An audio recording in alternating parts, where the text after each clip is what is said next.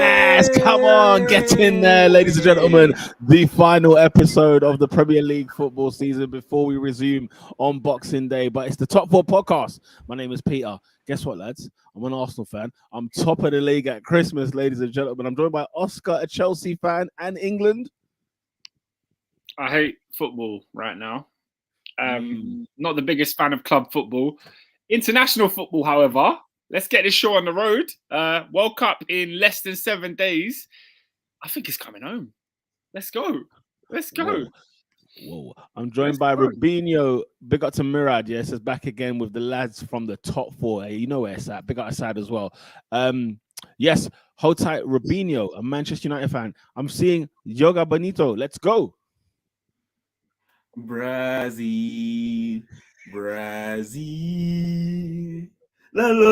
I'm here. Samba at Christmas, boys. Let's go. I'm all for it. So we're gonna go Brazilian fan as well. I don't know about it's coming home. Not this, maybe, but we always ask this question every 4 years. But it's always coming home. Is it going? We always ask this question. We go again, as they like to say. And I'm joined by AD, a Liverpool fan. He's on the mute because it's not starting well. He's muted. He's talking. Still on mute. He's still talking. You're muted. Andy Robertson. I listen, most premises in history for a defender at the age of 28. Still got at least 5 years to go. Obviously, World Cup. I don't mind. Hopefully, England can bring it home.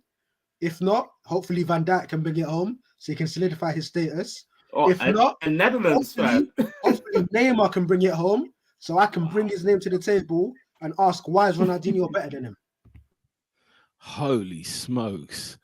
That is outrageous. Ronaldinho has won a World Cup. Ronaldinho has won a World Cup. Yeah, that's great. Neymar wins it. Listen, guys, look, this is going to be obviously a Premier League review, but also it's going to be a World Cup preview. And we're gonna get started. I think Taha Oscar's kicked us off there.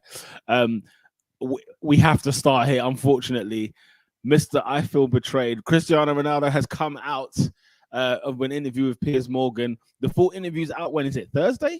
Wednesday/Thursday. I don't know if they're splitting it between 2 days. Okay, it's out this week, ladies and gents. But we've got a snippet. We've got a few bites of that interview where he says that he feels betrayed. The facilities are not going to work, big man. There's a lot he's had to say off the jump. Manchester United, I think, have come out and said that, we're going to wait till we see everything, then we'll make a comment. Rubinho, being the Man United man, being the Ronaldo fan once upon a time, and at least, I know you've been fed up of him lately. What were your thoughts when this all came out? Well, privately, I was ranting in the group chat, so now everyone was seeing. But I've had the whole day while I was working to think about it. Now, I'm going to say this. Half the stuff that he said is a fair point. The whole infrastructure thing, all that stuff, it's fair. Another thing, but however, I will say that it's not new. We've been saying this how many times on this podcast, myself, Ernest, about our infrastructure since this podcast has been on the air. So that's a good 6-7 years. So nothing new there. And I feel like had he stopped there and gone at the Glazers and gone at that point, which is key, I don't think anyone will be up in arms. I think everyone would be on this side. However, he's gone after Ten Hag. He's gone after Rooney, and he's pretty much disrespected the club on those 3 points, and that's where everyone or most Manchester United fans are livid. And you have to take the context of a lot of people are saying, "Oh, he said the truth." A lot of people are saying, "Oh, he's disrespected the club." I'm not taking both sides. I'm not saying what he said was completely out of line, but what he did say against the team, the manager, and basically overall saying that he is above the club honestly warrants a termination. It does. You shouldn't be disrespecting the club from that point of view. And the whole he feels betrayed. I'm going to go through what the facts are. The facts that we know, because obviously we don't know everything in the ground, in and out. The facts were this. In summer, he had an issue with his family. He asked the club, can he go to Portugal to see his family in issues and that? The club said yes. Please return by this date. And it was actually pretty generous with this date. It was a good month. So they gave him a time off to go see his family, go see the issue. Did he return on said time? No. In that meantime, while he was away, we all knew that Jorge Mendes has literally come out and said that we're looking for a move for Ronaldo to go to any club. Did any clubs come out for him? No. The only club that did was Saudi Arabia, offered $500,000 a week, and he said no. That was his fault if he didn't want to go. The club also did say that we planned to play with Ronaldo. Did not outright say we're not going to sell Ronaldo. It was in our plans. But did someone come with an offer? No. So we come to summer. There was the first one that he did not.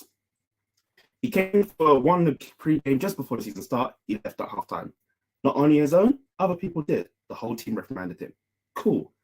He's not been playing well, so he's been on the bench. He says he has been respected there as of recently. He's been playing every single European League game. The last game, he was captain for 90 minutes against Aston Villa. We lost 3-1. So in terms of the respect that the manager's not giving him, if the manager's not giving him captaincy, and that's disrespect, I don't know what it is. You've now done an interview with Piers Morgan voluntarily, since Piers Morgan is saying that, and you've gone after another club legend that's supposed to be your mate because he doesn't look as good as you. Are we 12? Like, is that what we're going to do now? Cuss other people just because they're looks? Honestly, guys, this is one of the most unprofessional players from one of the supposed best players in the world. And I'm sorry. He's done great for us. He won Premier Leagues. He's won us Champions Leagues. He's done great. But ever since that summer, from this summer onwards, he's been the most unprofessional player and he needs to get out of this club. We don't need this circus. We've just won a game, 2-1, against a team that's actually doing quite well against other people in the Premier League. We should be celebrating the fact that an 18-year-old has come on and scored his first professional game. But why am I sitting here having to explain in anger about one of our greatest players of all time and his unprofessionalism? I shouldn't be doing that. I really shouldn't. I should be here bigging up the lads for getting the 3 points before we go to the World Cup. But we have a lot to talk about in this podcast, so I'll stop there for now. Ask our correspondent, our Manchester United correspondent, filming live from Qatar. Seems like he's already there ahead of the World Cup preparation. No, Robin, well said. I think, Adrian, Oscar, are you in agreement? Do you have some sort of disagreement there? Where are you with this? I'm loving it, Peter. I'm absolutely in dreamland. This is the most fantastic thing that could have happened. Just when I thought, club football was just going to end seamlessly and we go into the World Cup. I saw the late Garnacho winner. I thought, Man United ended on a high. 2-2 now. Piers Morgan drops the dagger. I said, yes, let's go. I need it. That's a gooner right there. That is a gooner through and through there. But Man United fans are so they're so attached to Ronaldo. Yeah? They love him so much, which I don't blame you for because football is about attachment. So I'm all for that. But it's the way that people are coming out and defending him and saying, what he said is true. It's true. Like, there's things he said is true. It's unprofessional. He's come out against his club and he's talking a whole load of crud. How are people trying to defend it? Just because he said stuff that's true.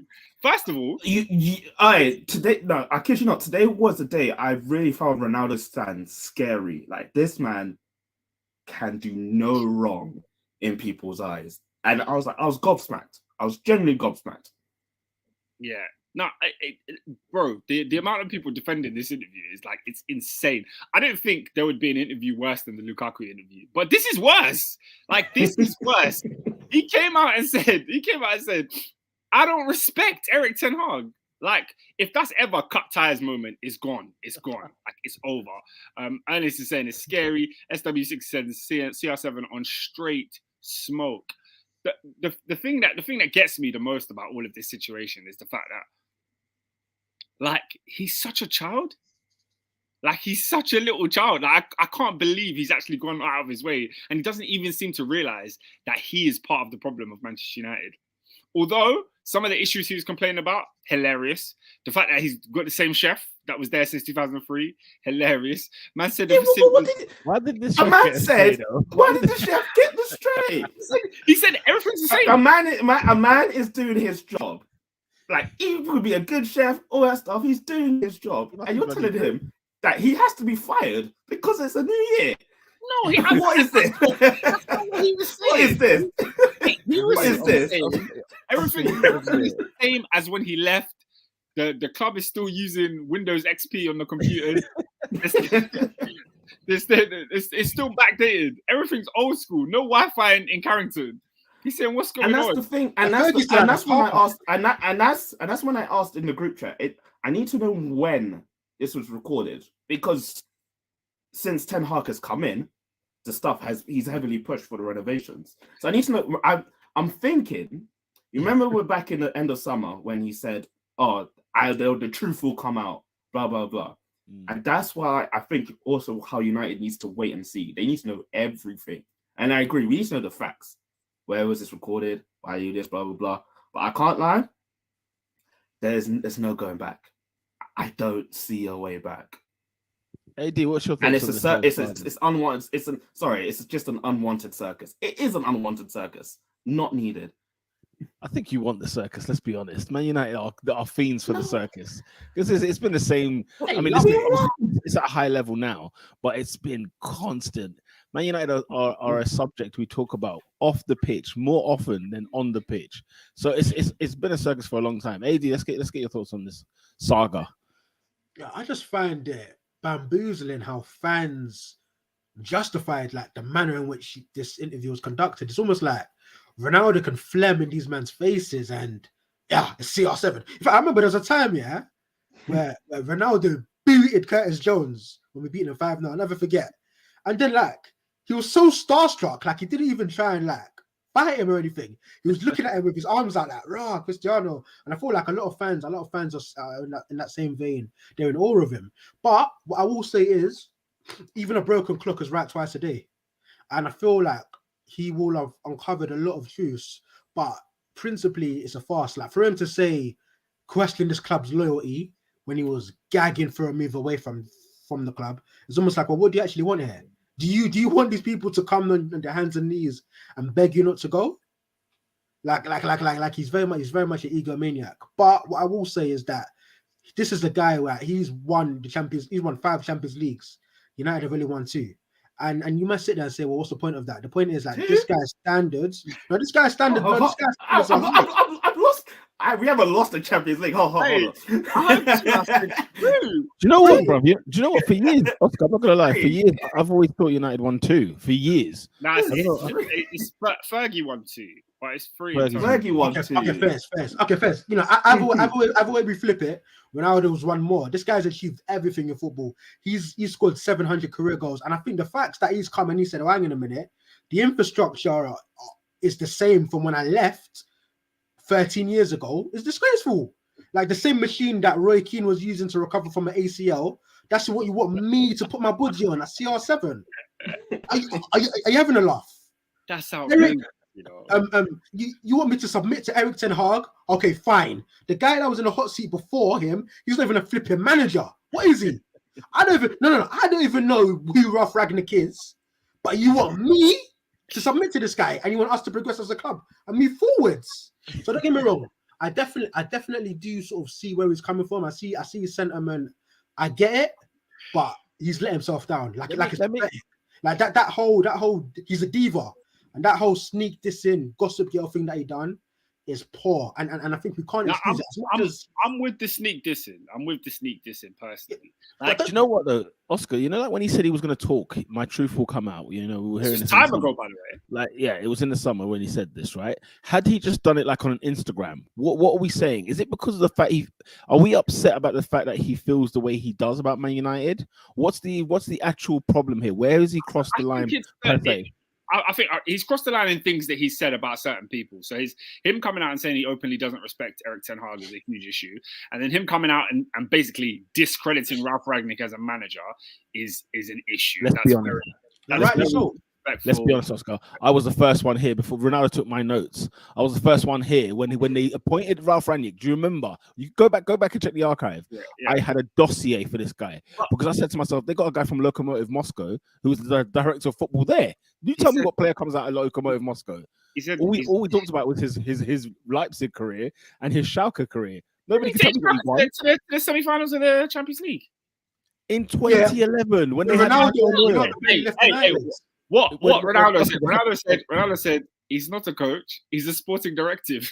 He said, "What is this? What's going on?" So, but look, he walked in there. Ole Gunnar Solskjaer was manager. Let's not sit here and act like you walked into the upper echelons of a club. Like you knew what you were walking into. They sacked Ole and they brought in the sporting directive. Oscar, do you know what I find mad though? He left Juventus for Manchester United. You got to think about this. Do you know how mad that is to leave Juve for United? And I know Juve are nowhere near the top. Let's be very clear of European football anyway, and even Italian football they're struggling. But at the time he left, you know, they'd only gone fourth once, and like they won titles way before that. But to leave and go there was absurd, was strange. To leave Real Madrid because he didn't feel loved was absurd. Let's be very clear. But you know, I think some people are saying that the fans are too obsessed about this. Even us, we're part of the media kind of thing, right? Where we're talking about Ronaldo, we're not talking about the Fulham victory and whatnot. But who? Like people need to stop that. Like you beat Fulham away, yeah. United should beat Fulham. That's not a news story, okay? It's not big news. If Man United won the game in the 90th minute, it would have been maybe the third game we spoke about on Top 4 podcast, all right? Because there's more important things to like. It's not a big deal that people keep talking about. It's not a big deal. No, I agree with you in that. I agree with Oscar, but I feel like this shouldn't be the issue though. We should be like saying, "Third, this is a win. This is what we're doing." And my tag team partner's about to come in. I'm about to tag him in, but Hulk Hogan. We should be constantly focused on what Ten Hag has done so far, which he's had a good start. He's had a decent start, especially with these amounts of players. And we're not. We're still talking about issues that we're well aware of, that we're trying to correct. And that shouldn't be headlines. But hey, that's his point, though. Also, he ain't had a good start. Yeah, this is Man United. He should be fighting at the top of the freaking table. That's a good start. I was going to say, where Man United in the league? I was going to say, I started behind Newcastle. Fifth. No, fifth. Yeah, we're behind them by 2. I can't remember. Not a good start. That's his point. The standards have dropped so much. Like, look what happened. The thing is, you were the standard bearers. 2003 was 20 years ago, Adrian. That's his point. You can't be doing the standards now. We can't be comparing 20 years to now. We can't. We can't. You got the same chef. And again, I feel like on this podcast, I eat the same meals. We say the same thing every week. We're Man United. Yes, we're Man United. Have you seen Manchester United the last 10 years? This is rinse and repeat. No, Robin, I'm gonna be real with you. Leicester City can't be having better facilities than Manchester friggin' United. Let's have it right. Let's have it right for a playoff. Yeah, for a kickoff. So, Adrian, my question is, why didn't he say this last season? Huh? Why didn't he say this last season? Listen. As I said before, the method in which he said it, I despise it. He's unprofessional. He's a clown. But just because I hate the messenger, do you know why he's a weirdo? Yeah. No, don't call me a waste man. Don't call me a waste man when you're beefing with me. Call me a waste man when we're cool. Tell me the truth. Tell me the truth when we're boys, so I know it's real. I hear that. If you call me a waste man after we start fighting, I mean that's snaky behavior. That's mad weird, bro. It's like temporary feeling, isn't it? Exactly, because it means that you're only saying this because things are not going in your favor. Like I said to you, this brother is 37 years old. 38. You're a big man. You're a big man. And the chef was there when he was 18. Bro, The thing is, I get it's funny. The point he made was hilarious. I'm not gonna sit here and cap, but you're saying it to cover up a lot of nonsense. Guys, I got a delivery coming in like 2 seconds. 2 seconds. All right.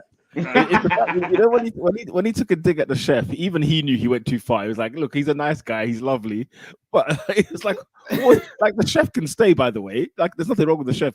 Probably doing a good job because they're there 20 years plus, right? Man's been there 10, 20 years. Yeah, exactly. Whenever people talk about Manchester United and the history of the club and Sir Alex Ferguson and stuff, they always mention that Sir Alex Ferguson used to come in, he used to say hi to the tea ladies, he used to say hi to all the people. Like he's a real man about the club.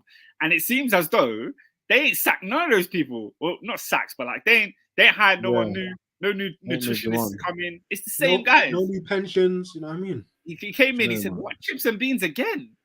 I don't think it's gonna be funny. How many courses has that chef done? How much upskilling in the past 20 years has that chef done? I wonder. I'm talking about the Michelin stars. Ronaldo came back and saw Pasta King. He said, "No."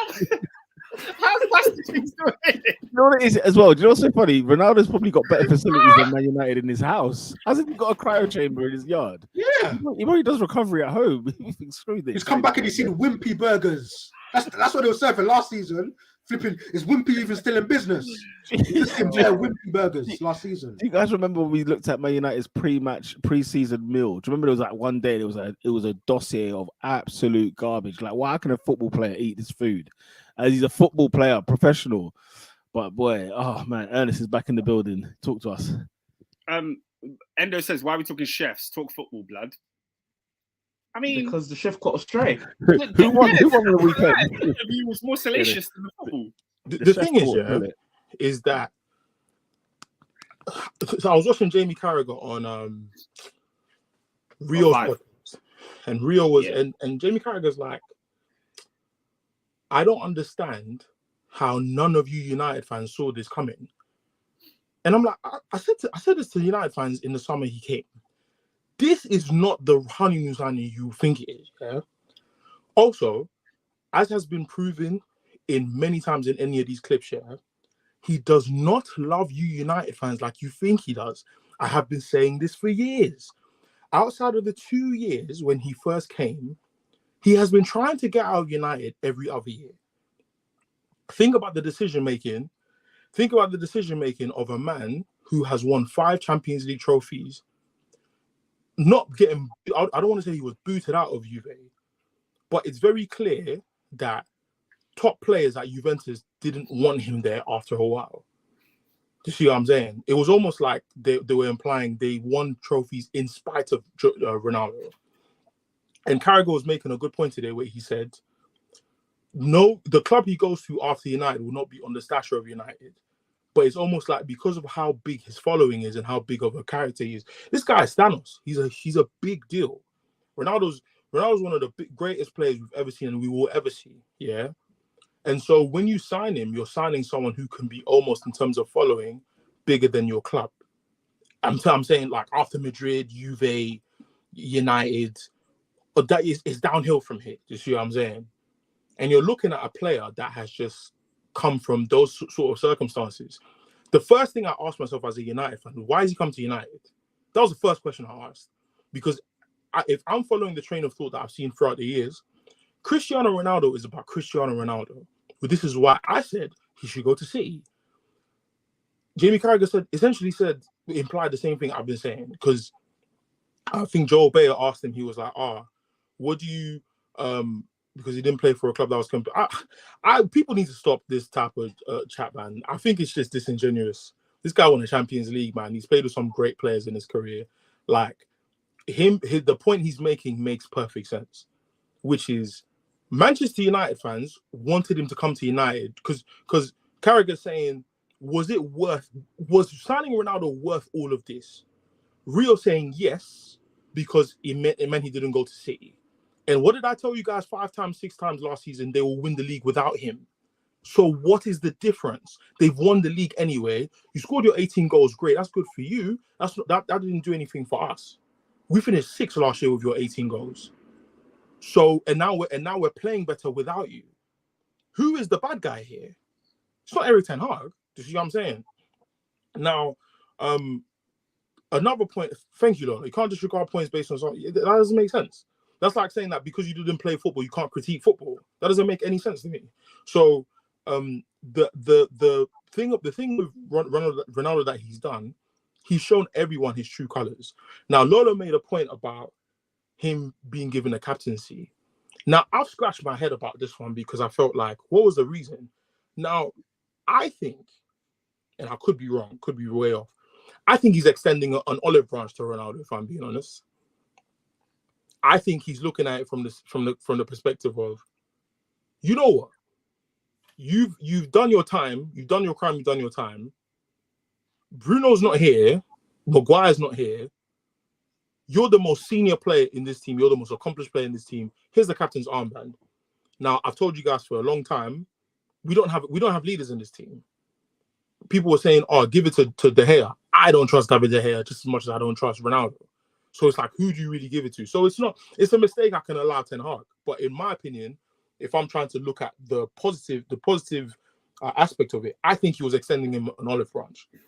The only thing from this interview, because I don't want to judge the whole thing because we've only seen clips. But the only thing from this interview I'm very keen to listen to is he implies the club did not empathize with him or believe him when he said his daughter was ill. Now, that's something that I struggle to believe, because no man is going to lie about his daughter's illness and it being like a fake thing. They're going to take it seriously. But guys, you guys know, I tell you guys, United have one dumbest club in the world, 9 years running. We are the greatest dumb club ever created. And as scummy as we are, I don't believe that. I don't believe Ronaldo went up to them man and said, man, I can't make preseason training this early because my daughter is not feeling well. And they said, I don't believe you. I don't believe that. Yeah, and the other point. I want to be wrong. I want to be wrong. But go on. What do you say when at that time of him not coming back to preseason, he was trying to force a move away from the club anyway? Oh no, Oscar, I believe he was trying to move. Yeah. So, no, I believe he was trying to move, but I'm saying that I'm gonna tread carefully because you're talking about a man's daughter, and I believe it's the twin of the boy that passed away. So I'm gonna tread carefully and say I'm not gonna assume things, but it's very, very strange to me that a player at a club of the stature and caliber of Cristiano Ronaldo told the club that his little daughter was ill, and they said, I don't believe you. Yeah. I'm really struggling with that. So I'm going to wait for the interview to find out what he's saying. The second one is that he said United are trying to force him out.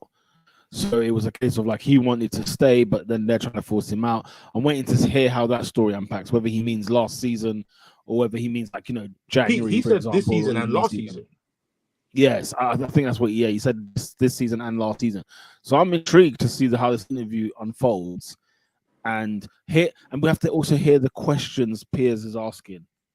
And I think just to look at this from a Ronaldo perspective, if you're at odds with the board, maybe this started last season and the people behind the scenes he had issues with, he could come out every single week, score a goal at Old Trafford, the crowd would absolutely love him. And it would feel like, even though behind the scenes in training, I know you lot don't like me, but the fans here love me. The fact that Eric Ten Hag pretty much took that away from him by not playing him, he didn't have the opportunity to have that side of the love. Like, it was like, maybe the crowd love me, but the board hate me. Now it's like the crowd can't love me because I'm not even there. So, yes, man, it's mad interesting. In the midst of all of this, Manchester United won 2-1 at Craven Cottage. Just want to put that out there, just in case anybody was under any illusions. Just saying. No one gives a monkeys. It's insane because Garnacho scores his first league goal. Yeah, we were. I shouldn't be talking about that. We were bad. A goal that reminded me of when Ronaldo scored at Craven Cottage, where it looked like you won the league title in March. Ronaldo turned into a freak that year. That was 06. I don't think I hate a goal more than that Ronaldo goal. Oscar, we where were we? were going to win the league. That unleashed the And beast. Ronaldo's just... Oscar, were we like on holiday somewhere where we saw that happen? Nah, I watched that at home. You watched that at home? I don't know why I felt like it was one of those where it was a late one. It was a late goal as well. I was fuming. Yeah, shout out to Miraj. Says Piers is doing great with this uncensored show. You know, Kanye West and Ronaldo in the space of a month. Yo, to get these deals like this, man, he must have a personal relationship with these people because boy, He does. But the thing is, Kanye West is desperate and he has a personal relationship with Ronaldo, so it's not really that surprising. I'm pretty sure when Ronaldo said I'm going to talk I'm about surprised he has someday, a personal relationship with Ronaldo. I Why? am They- surprised no, because last they've year been married for time, though. I feel like Yeah. he's been cussing him. He's But, done, yeah. bro. Ronaldo's done like 3 Piers interviews. Yeah, he's done quite a couple. Yeah, But Robin is right. He's been one of the people that Ronaldo wouldn't shake his hand pre-match. What Piers has been cussing Ronaldo?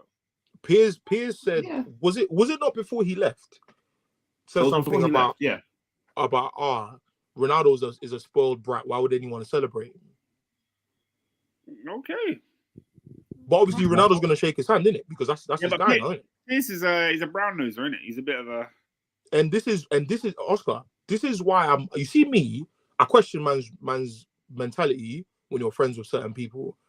This is a brother that has been like literally at the heart of the news of the world, like a whole conundrum leaking like audio tapes and that to the press. Scumbag.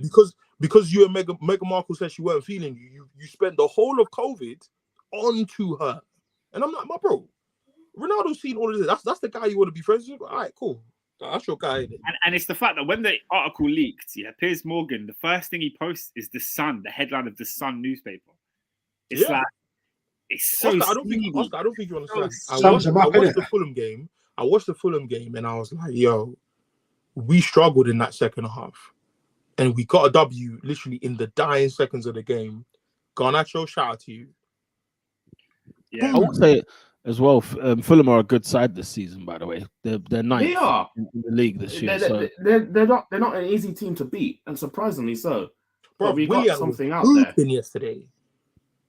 who? Willian? Willian was dunking on us yesterday. I felt sorry for Malacia. Malacia was struggling. I was like, oh Malacia gosh. was playing right back and he was getting touched. Different. Malacia. One thing I've learned about Malacia, he can only play left back. Right's not for him. It's not for him. Yeah. But yeah, shout out to Garnacho because he's our best winger. Is that his real name? Yeah, Alejandro. Yeah, he passed the name test. Alejandro. Roberto. He passes the name test. Lola says Garnacho is a player, by the way. He's the tough player to invest in, not an Elanga type. Elanga's not good. C1 said Garnacho is good. Elanga is just black. Send him back. Whoa. Raw. He's black and fast. Back where? Where, C1? I need to VAR that. I was like, hold on. That's a great question. Back to the academy, hopefully. Wait, Ernest, are you saying Garnacho over Sancho? Is that what we're doing? It's a lot, bro. Yeah, at the moment. I'll go back to you, C1. What are you saying? Hey, is it? Anyway, I don't know. It's hilarious, bro. I'll tell you what's funny. If Man United are fifth in the league, 14 games played, 8 wins, their goal difference is 0. How are you with 0 in the top 5? But you know, I know. Do you know what it is? Their teams are on negative goal difference. I think it's only like 4 or 5 teams with positive goal difference in the league. It's a funny old season. Well, Pete, you know how we're on 0. Yeah. You know exactly how. You know exactly why we're on 0. Go on. Bro, we can see the 10 goals between City and Brentford. Yeah, that's true.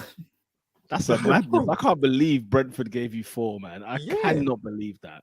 Yeah. But yeah, now we're 5th. We're there. We're still fighting for top 4 at the moment. So we will make it. Bad, no? Game in hand over Spurs.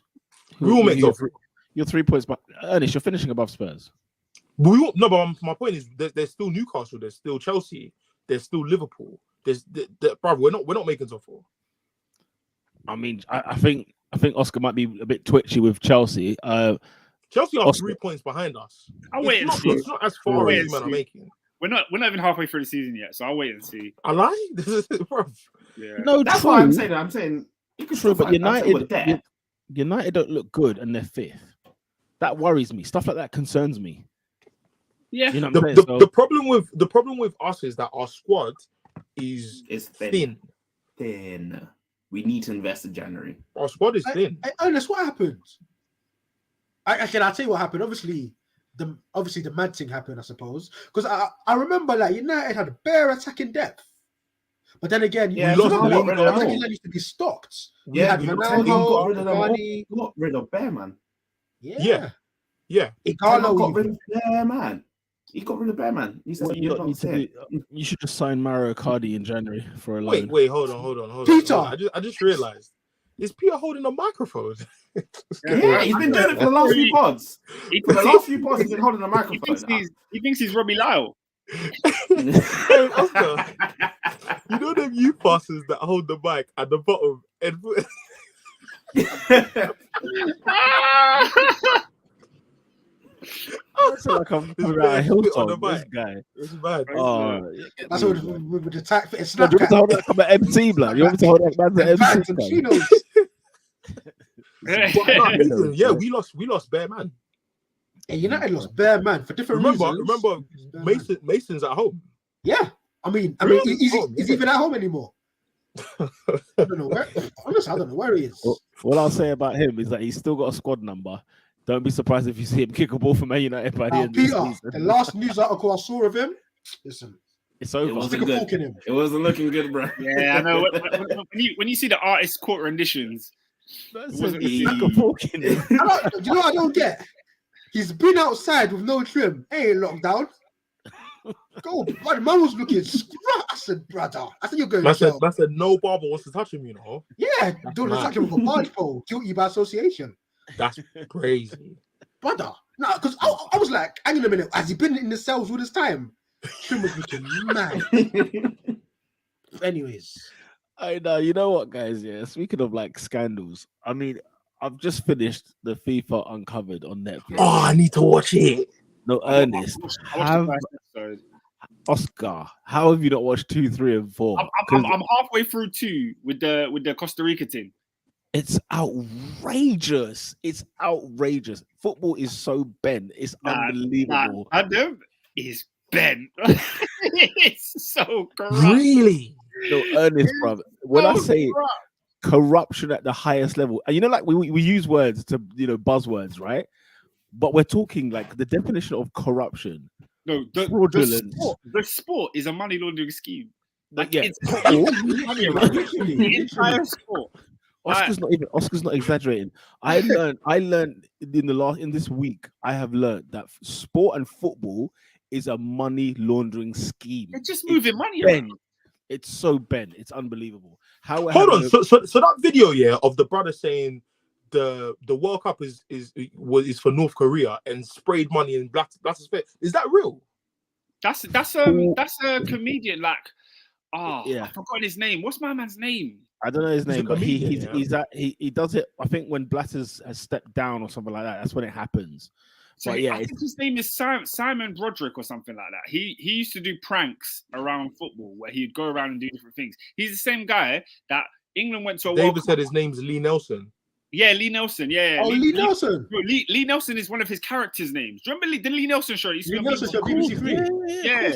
He's a comedian that plays Lee Nelson, but he's obviously his real name is Simon something. Oh, Oh, yeah. And he does. So do you remember that time when England went? I think it was the 06 World Cup or 2010, and a fake guy came playing with them and took a picture with the England picture. Yeah. Oh, that's him. So he must have snuck. I haven't got to that part of the documentary. He must have. Pete, did they show it in the documentary? They do indeed. Yeah, so he must have snuck into one of the World Cup meetings and then just came with a wad of cash and just dashed it and slept back. No, let me tell you, bro. But Ernest, when you watch it, blood, it is bent, blood. Like you know what? This week I've sat there thinking.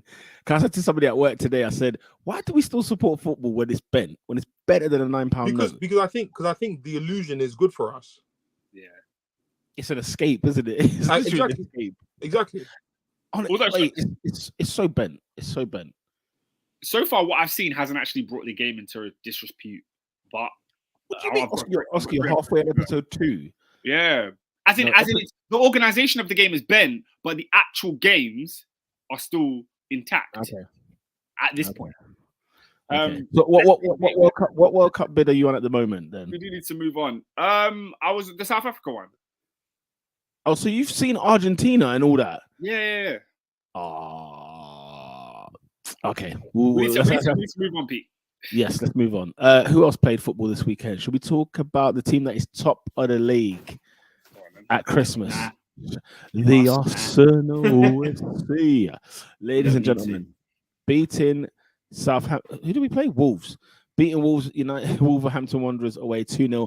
Nice and simple. Mr. Martin Odegaard, you know what I'm saying? Doing as he does. Bruv, I can't believe it. And thank you, Brentford, by the way, for doing us a favour. Oscar, I've got to that point. It's now the time, Arsenal fans, to start looking at fixtures, going on at the Etihad and seeing what the scoreline is over there, because it's time. If we can't celebrate now, and we've also got to look at St. James's Park as well, because flip me. Yes, Murad has a comment. He says, boys, the prophecy is coming true. I said a few pods back, City dropping points to lower teams again. Who is ready to jump on the hashtag champions elect? Are you there? David saying, don't do it. Don't do it. Don't do it. Ladies and gentlemen, we are in a title challenge. Let me tell you right now. We're in the race. Yeah. We're in the race, damn it. They are there. So you're Arteta in. I can't. Sorry? You're Arteta in. Whoa. I said we're in a title race. Wait, What's my mouth? Nah, Pete, you're Arteta in, man. You have to be at this point, man. Oh, you hate him. Look at these Piers Morgans. What do you mean I'm Arteta? You got personal vendetta against the man. I don't have a personal vendetta. Listen, how can I manage to do well for 15 games, and then all of a sudden I'm just in? It doesn't work like that. Fairs. Wait there. Arteta's managed probably 150 games for Arsenal, and for about 130 of them, I've sat there in pain and in tears. Let's not make this joke. No, Arsenal have been good for a year, bro. Hey, see, that's facts. Me and Adrian have been telling you that this guy's turned it Wait there, around. Oscar. No, Oscar, hold on. Last year, I was telling you that Arsenal were good, and you were like, I'm not so sure. When? You weren't believing it. When? Guys, on the pod, Oscar was not believing the juice. Listen, man, them that cold night away in Brighton. Where were you? Where were all of you that cold night in Brighton? Anyways, when Arsenal. No, come on, man. No. I remember that game. I almost gave up on Arteta that day.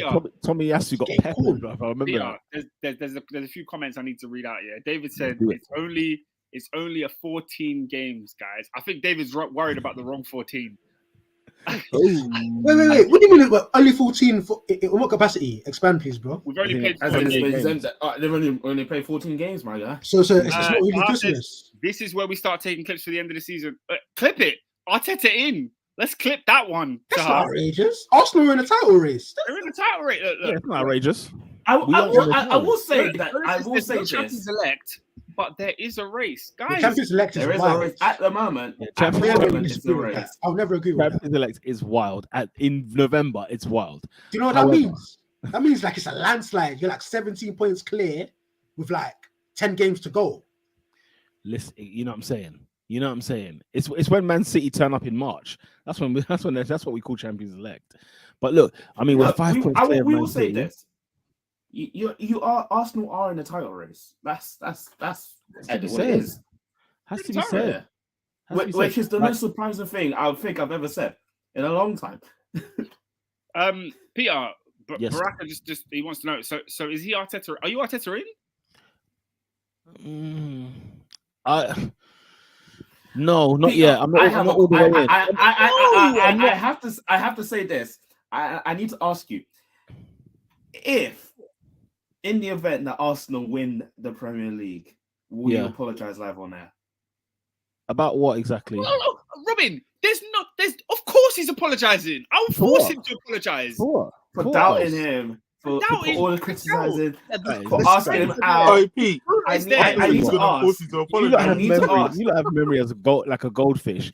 Did you not see the games I sat through? I watched during the lockdown. I watched during the time when there was no fans in the stadium. Then, but if he wins you the Premier League, if he brings you your first title, if he brings you your first title in nearly 20 years, Nah, Robin, scrap that. He needs to apologize if they get top 4. About what? Whoa. What? No. Not top 4. Not top 4 apology. Come on, Oscar. He's proved them wrong. They weren't even Arteta in. He's done the job that Emery couldn't do. We haven't made the top 4 yet. What do you mean he's done the job? Yeah. No, I said if you get top 4. That's what I said. If you get top 4, it's a congratulations to Mikel Arteta. That's what it is. Lola says It's a job well done. I need to know why people want to force Arsenal fans to be either in or out. First of all, you guys invented this, okay? There was no ins and outs before you guys went out. Arsenal fans did invent it. Yeah. Arsenal fans did invent this. Then it was Arteta out for a good 2 years. And then the tides started to turn. Some of us were like, hold on, this Arteta brother, this shiny hair guy, he's doing something good here. And we're just waiting for the dominoes to fall when you guys are all going to align. And you would have had a good case last year, but we collapsed last year. And whose doing was that? And I keep saying this to you. In all our errors in the last couple of times, right? In the last couple of years, all the errors that have taken place are at his feet. It's not even like, you know what, we can't vouch for injuries, or we can't vouch for X, Y, Z other circumstances. Fine, Oscar, Tottenham should not be playing Champions League football this year. It's impossible. They shouldn't be playing in Champions League football this year. He did get injury last season. He did get injuries. Oscar, he sold our striker. The one that was scoring the goals for us, he sold him. And this is my point. They terminated him. He's proven, because you know for a fact I was against the Aubameyang sale. I never thought Arsenal should have got rid of Aubameyang. Do you agree? And no, hang on. And do you agree that do you agree that the Aubameyang sale, or not even lack thereof, because we terminated his contract, cost us top 4? It definitely did. It did. It scored 2 goals. It would have been in the top 4. Arsenal were a better team without Aubameyang. The winning streak to get you in the top 4 position was without Aubameyang. Oscar, they lost 3 games on the trot. They were losing before they scored Aubameyang. Why are you only counting the games they lost and not the games they won? No, you have to factor it in. The games we won were in times when Ainsley Maitland-Niles as well. Yeah, you know what I'm saying? Even Callum Chambers, he got into the depth and then he lost because of injury crisis. Well, of course. Listen, we were winning games when it didn't matter. I remember we went through, first of all, January, we didn't win a game. I don't think we scored a goal in January, right? Yeah. So we went through that drought. We started winning a couple of games. Then we went through another 3 games defeat in a row. Then the final 3 games defeat when we lost to friggin', was it Brighton, Southampton, and then went back to back to back. Then Newcastle and Spurs. I'm so sorry. We scored 2 goals. We scored 2 goals. We're in the Champions League this year. But Pete, what you're saying is, since Aubameyang left, you had a large stretch where you fell off from the top 4, which I can agree. But you also had a larger stretch where you put in the form that got you in that conversation in the first place. So, but also at the start of the season, team is better for it now. From the start of this, we're not talking about this season. I'm talking about last year. It was a decision made with this season in mind. It wasn't a one-off decision. Oscar, I'm gonna be so real. If Arteta brought Aubameyang to a room and said, "Bro, I don't like you, you don't like me, but we both love Arsenal. Give me 6 more months. Arsenal will be in the Champions League today." Conte and Diego Costa, right there. He hated him. They absolutely hate each other. Give me 6 months, win me my title, and you can bounce. Mancini and Tevez. Tevez was on a golf course in November. Look, if you keep Aubameyang in that squad, you don't have the team that you have now. Just for last season. Listen, I'm not saying Aubameyang needs to be here this year. What Oscar he did, he sabotaged without signing a new striker. How? Because somebody said in the comments, Oba had 4. Let's not do this. Yeah, do you know who the next top goal scorer was? They had 3s and 2s. But guys, have we not just discussed a club in which their quote unquote best player is a striker that isn't benefiting the way the team play, and the best thing that they can possibly do is get rid of him? No, but Oscar, Oscar, you're doing a lot of revisionism. Thank you. He got it the squad, bro. You keep including this season in your discussions. Let's because it was a long term. No. Aubameyang done something wrong and he snapped and he made an emotional decision. That's what. Ernest. When I gave you last season, I said to you, once they got rid of Aubameyang, they went on a run of games that put them in the conversation for top 4. They weren't there, but they ultimately didn't win it. Oscar, where were we when we saw Aubameyang? How can you put it all on Aubameyang? Where were we when we saw Aubameyang? He's not putting it all on Aubameyang. You asked me if he's Arteta out. Yeah. That's not Aubameyang. It's my top 4. Yeah, but he used Aubameyang as the reason as to why. He's saying Aubameyang gives you a better chance of top 4. Of course, Ernest, I'm flat out saying we did not make the top 4 because Arteta got rid of Aubameyang and he didn't replace him. Point blank. Come. I don't think that's we scored 2 goals. If we scored 2 goals in our last whatever games it is, our top goal scorer was Lacazette with 3 goals. He scored 2 goals, 2 of which were in open play. Okay, here's what Lola says, and I can kind of agree with what Lola says. Aubameyang leaving wasn't the problem. It was not bringing in depth in January and ignoring the obvious fact that injuries were definitely going to happen. Yeah, That I can agree with more than Aubameyang. no, but bro, that goes without saying. You can't let him go and bring nothing in. That's what Peter just said. Yeah, I said letting Aubameyang go is one thing. If Eddie Nketiah is your number 9 in January 2022, wasn't it more so the midfielders that were the issue? Oh, turn it. They were our top goal scorers.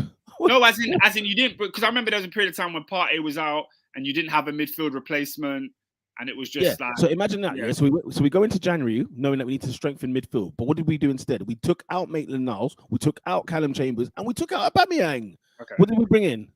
Who did we sign in January, Oscar? No one. Thank you very much. Yeah, man. Okay. Anyone ask me from Bruno, by the way, was tearing up trees in January for Newcastle. Yeah, that's the stinker still, the Bruno Guimaraes thing. Yeah, but man, I mean, if Arsenal are in a title race now, I mean, come on, guys. Yeah, finish the job. He was right in the end, but if you finish in the top 4, well done. You've done your job. Now we're on. We march on. Oscar, if he finishes outside of the top 4, remember what I said? Was it last week or the week before? I said something about not doing business in January. It will be a disaster. It will be a disaster if we do not make the top 4, guys. Imagine Arsenal don't make the top 4 this season. It will be a chronic disaster. And then what? Oscar's going to ask me. But at the same time, if you win the league, going back to my question, what are you saying about him? Yeah. No, if we win the league, of course, I have to. Listen, you won the league. That's all I asked. Do you know why you don't have to apologize? Oh, apology? No, I'm not apologizing. I'm not apologizing. Apology. Why? I'm not apologizing. He said, "I'm not apologizing." What do you mean? After I watched two seasons of 8th place, and then I watched a 5th place after being in the top 4 race. No. The reason you don't have to apologize is because in any other team, Arteta's gone after the FA Cup. Yeah, but at least the second year he finished 8th. He's gone. 8th. We lost. Ernie, did you see some of his runs? We lost 13 games. Southampton lost like 15 in a row. The only game they won in between that was Arsenal. Lola said you don't have to apologize if we win the league. No, for sure. If we win the league, I don't have to apologize. Exactly. Yeah, come on, Oscar. You man are goldfish, blood. How can you tell me, blood, after what I sat and watched, after what I've been through in the last 2 years, and then you would have told me I should apologize? Oh, sorry, Mika, I was wrong. Hell no, I wasn't wrong. I was not happy with the 2 years previous. Simple as. I need to get my guy Mo back on here, man. I need to get him back. Listen, Oscar, he believed from day one. He's the man. He called him a generational coach. He said you're lucky to have him. You all laughed at him. You all dismissed him. You all ridiculed him. He's laughing now. He said, you can't be laughing now. It's the 14th game of the season. Yeah, he can laugh. How long the laugh will last is another thing. He can laugh now. Yeah, sure. Yeah, man. I'm adding fuel to the flames, man. You know what I do. Lola says it's like you, man, want to ignore the streaks of losses. I beg, guys. Do you guys remember the voice note I sent in the group chat when we went out to Villarreal in the Europa League semi-final? Have you forgotten the group chat? Fabio's a criminal. Do you remember that miss? It was about 9 minutes long. I was seething. I'm surprised you didn't swear. In a car park where there was nobody in it. Oh man, I lost the plot. Oh no way. Lola said Mo is a gassed up crackhead. Hey, he might have just hit the number though. He might hit the lotto with that one. Let's see, bro. Let's see. All right, let's move it on anyway. He said Arsenal win the league before Liverpool. I couldn't believe it. It might be true, man. It might be true. He didn't mean it. He said it like 2 years ago. I couldn't believe it. Okay, guys. The reason why we could talk about Arsenal winning the league, of course, and probably potentially being up there is because obviously Manchester City losing to Brentford. We can skip past that very, very quickly. But yeah, Man City losing another game, another dead game as well. It should have been 3. It could have been 3 and 4. I had a howler. I couldn't believe it. I left Ivan Toney on the bench, thinking he's not doing anything against City. It was a moment. It was a ludicrous. It wasn't a ludicrous decision, but No. Okay, wait. Who did you put in his place? That's the question. Erling Haaland. He was back from injury. Yeah. Now, what's the other striker? What's the other striker? Right. I actually need to look. Like, I'll get back to you. Because I can't lie, Robin. That's a stinker to have either Haaland or Tony on the bench. That's high money, by the way. You need to start both of them. No, Ivan Toney was not giving me points. So I was like, yeah, you can sit. I didn't want to get rid, but you can sit. Robin, I'm gonna give you. I know this is bad practice, yeah. But when the player's on bad form, just run with it because you've invested so much. You might as well. I mind him, Danny Ward. I've had Danny Ward in my team all season. Oh my God. He's got hella points. Same. Because it got to a point where I said, you know what? It can't be this bad forever. He's 4 million quid. But the thing is, 5 goals, 4 goals. I had this feeling about my other strikers, Jesus, because I thought, you know what? He has to score this weekend. Jesus is a fraud. Take him out, man. I took him out of my team. He's a fraud, man. A fraud? Whoa. He doesn't score goals. He gets chances every single game. Every day. I'm thinking, hey, Mandem, this Jesus narrative I'm seeing, yeah? Mandem are saying he's world class because he's missing. What do you mean? They said he's world class because he's missing opportunities.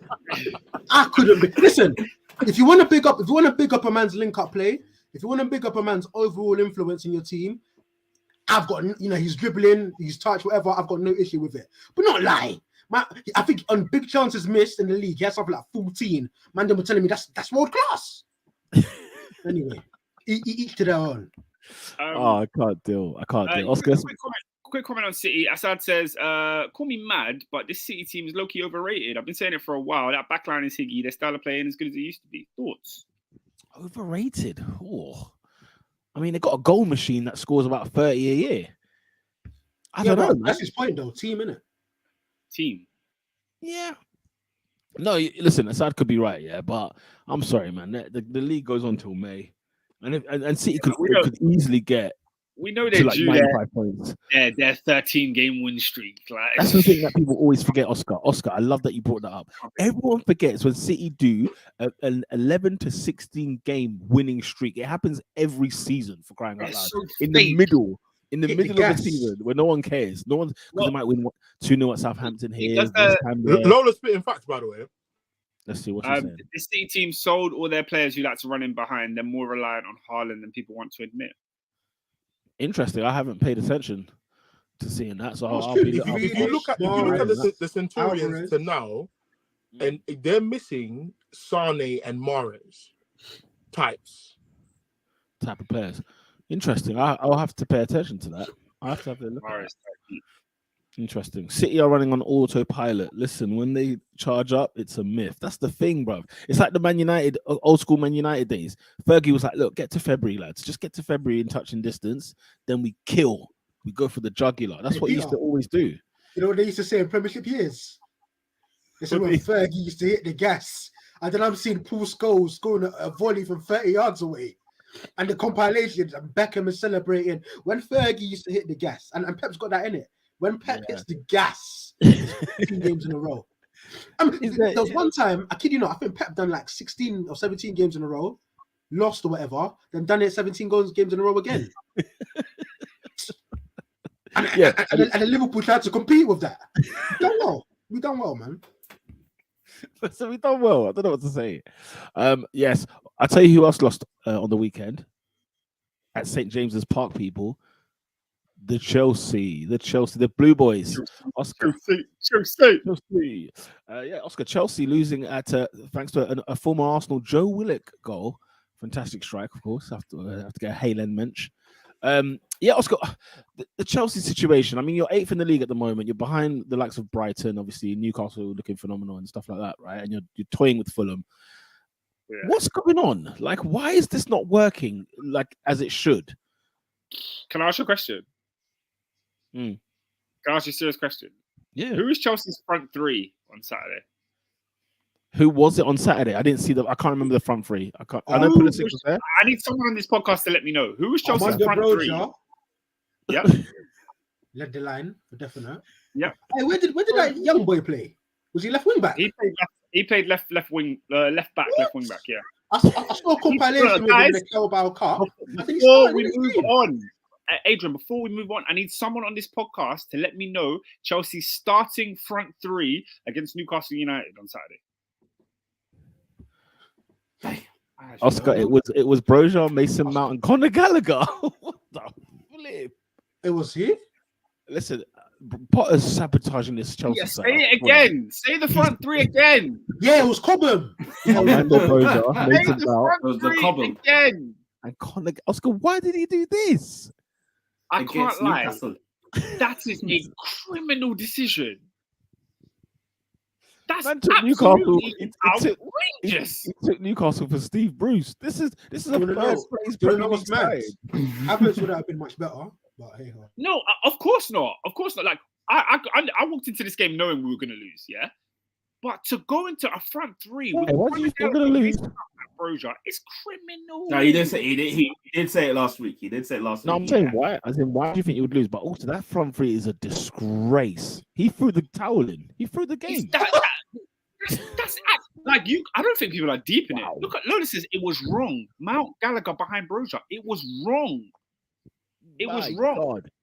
Like Yo, I didn't know this. I didn't know this happened. yeah, man. I did not know. Chelsea have huge problems.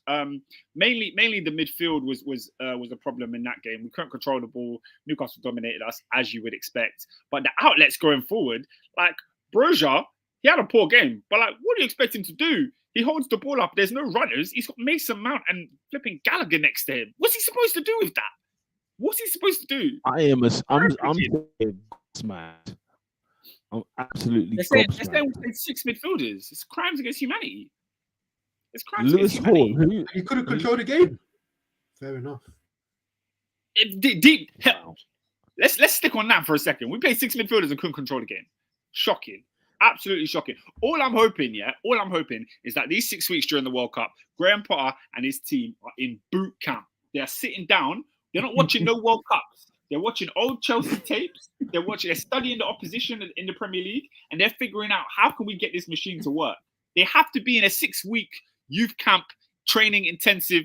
Their wives are not allowed to come. They just sit there and watch ball. That's all they're doing. Because what is that? Our team is not that bad. I'm sorry, Oscar, guys. I know you're bantering, but that's real talk, man. But listen, I reckon Graham Potter don't know where to start.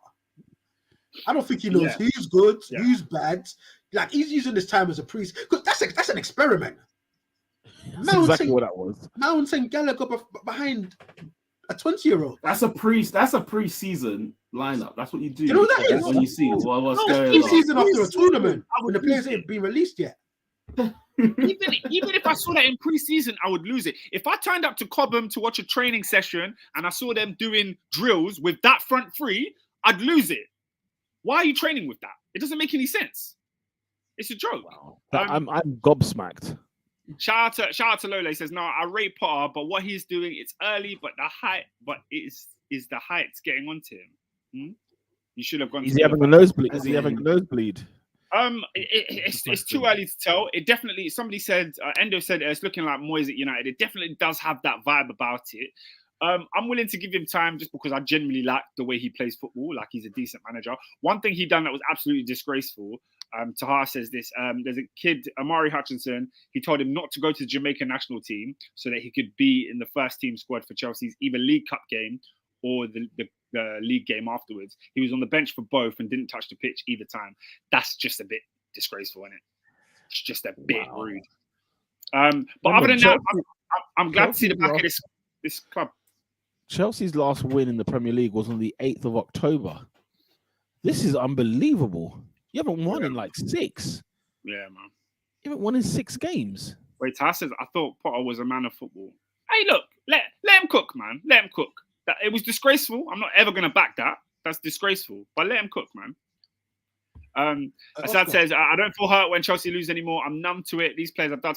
Yeah, that's exactly how I felt. Like after the game, I wasn't even upset. Like you lot didn't see no voice notes from me in the group chat or nothing like that. I was just like, okay, let me move on with my Saturday because Chelsea lost again. Like it was nothing new. That's good. You know what's funny? I remember I was like 2 weeks into investor stocks in Arteta, and you almost made me pull them all out because of Graham Potter. Because I give you an example, and it was Arsenal versus Brighton. It was 0-0. Brighton balled out of control. They were creating chances. Arsenal was asinine. It was devoid of anything. Showed nothing that game. They had one chance because of Smith Rowe.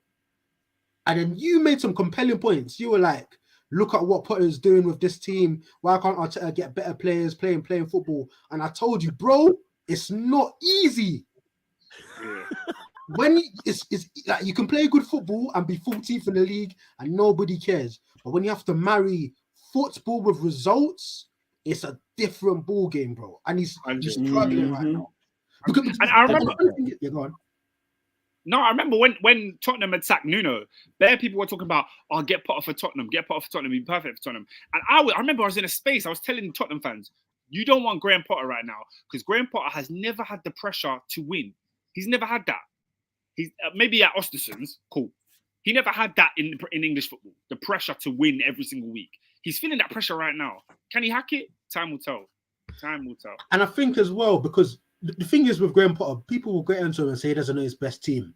Neither did the manager before him. Neither did the manager before him. Neither did the manager before that. Like, it's just a mismatch of profile. Listen, that's why I said Chelsea need a car boot sale just to get rid. Because I don't think the situation at Chelsea is that bad, you know?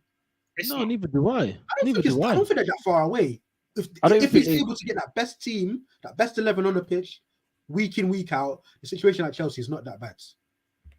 Yeah, I don't even think they even need to sack TUchel. The team was good enough to, bring it, turn it around, and in the end they'll be like, comfortably top four, maybe not challenging for the title, which is what you would sack him for in terms of like, they're not pushing on, but with what they have now, it's just I don't know. Yeah, man. Yeah, Chelsea's a weird one.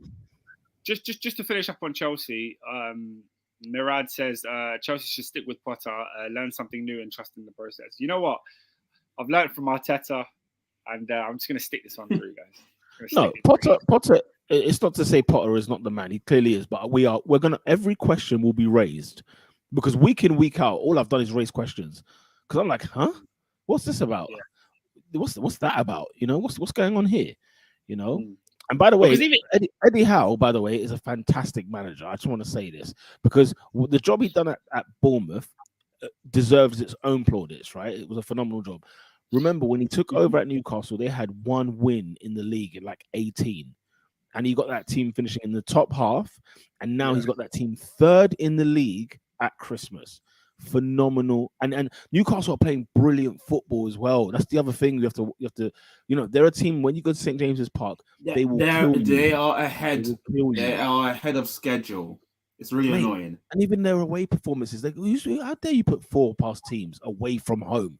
You're not Manchester, you're not Man City or Liverpool. Who the hell do you think you are? Yeah. So fair play to Newcastle. I don't know how they do it, AD. I don't know. They ain't got juggers in their team like that when you think about it. And St. Maximum has been out basically most of the season, and now he's coming back. Hey, Mirad is mad disrespectful, man. He said Potter is Chelsea's equivalent of when Tottenham times Tim Sherwood. No, he's not. He's nothing. That's a shot. That's a shot right there. He's nothing. That's a shot. That's a slap of a cold wet fish. Not even like an AVB where man might have a point. Man said Tim Sherwood. I'm not gonna lie. Just slam in his face. Tim Sherwood. If like Mirad ends up being right and Oscar has to eat his words, like I'm not gonna. I'll never be right about that. He'll never be right about that. He might be right about Potter being a dad, but Tim Sherwood. Nah, but Graham, listen, I Tim like Sherwood Graham. got the FA Cup final with Aston Villa. Let's be very clear. Does he have coaching badges? That was after the Tottenham job. He had nothing on his CV when he joined Tottenham. He has nothing on his CV now.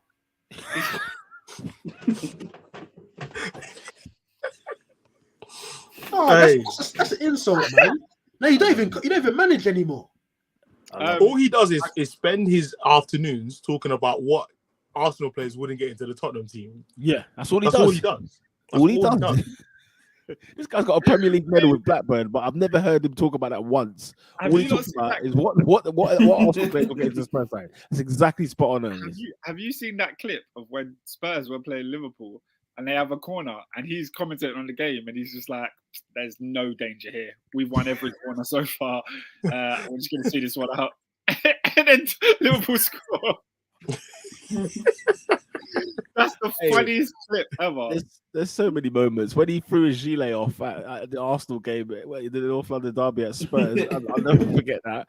And also when Chelsea battered them like 4-0 at Stamford Bridge, his post-match interview is worthy. You know, like when I watch Jose Mourinho's interview at least once or twice every 3 months.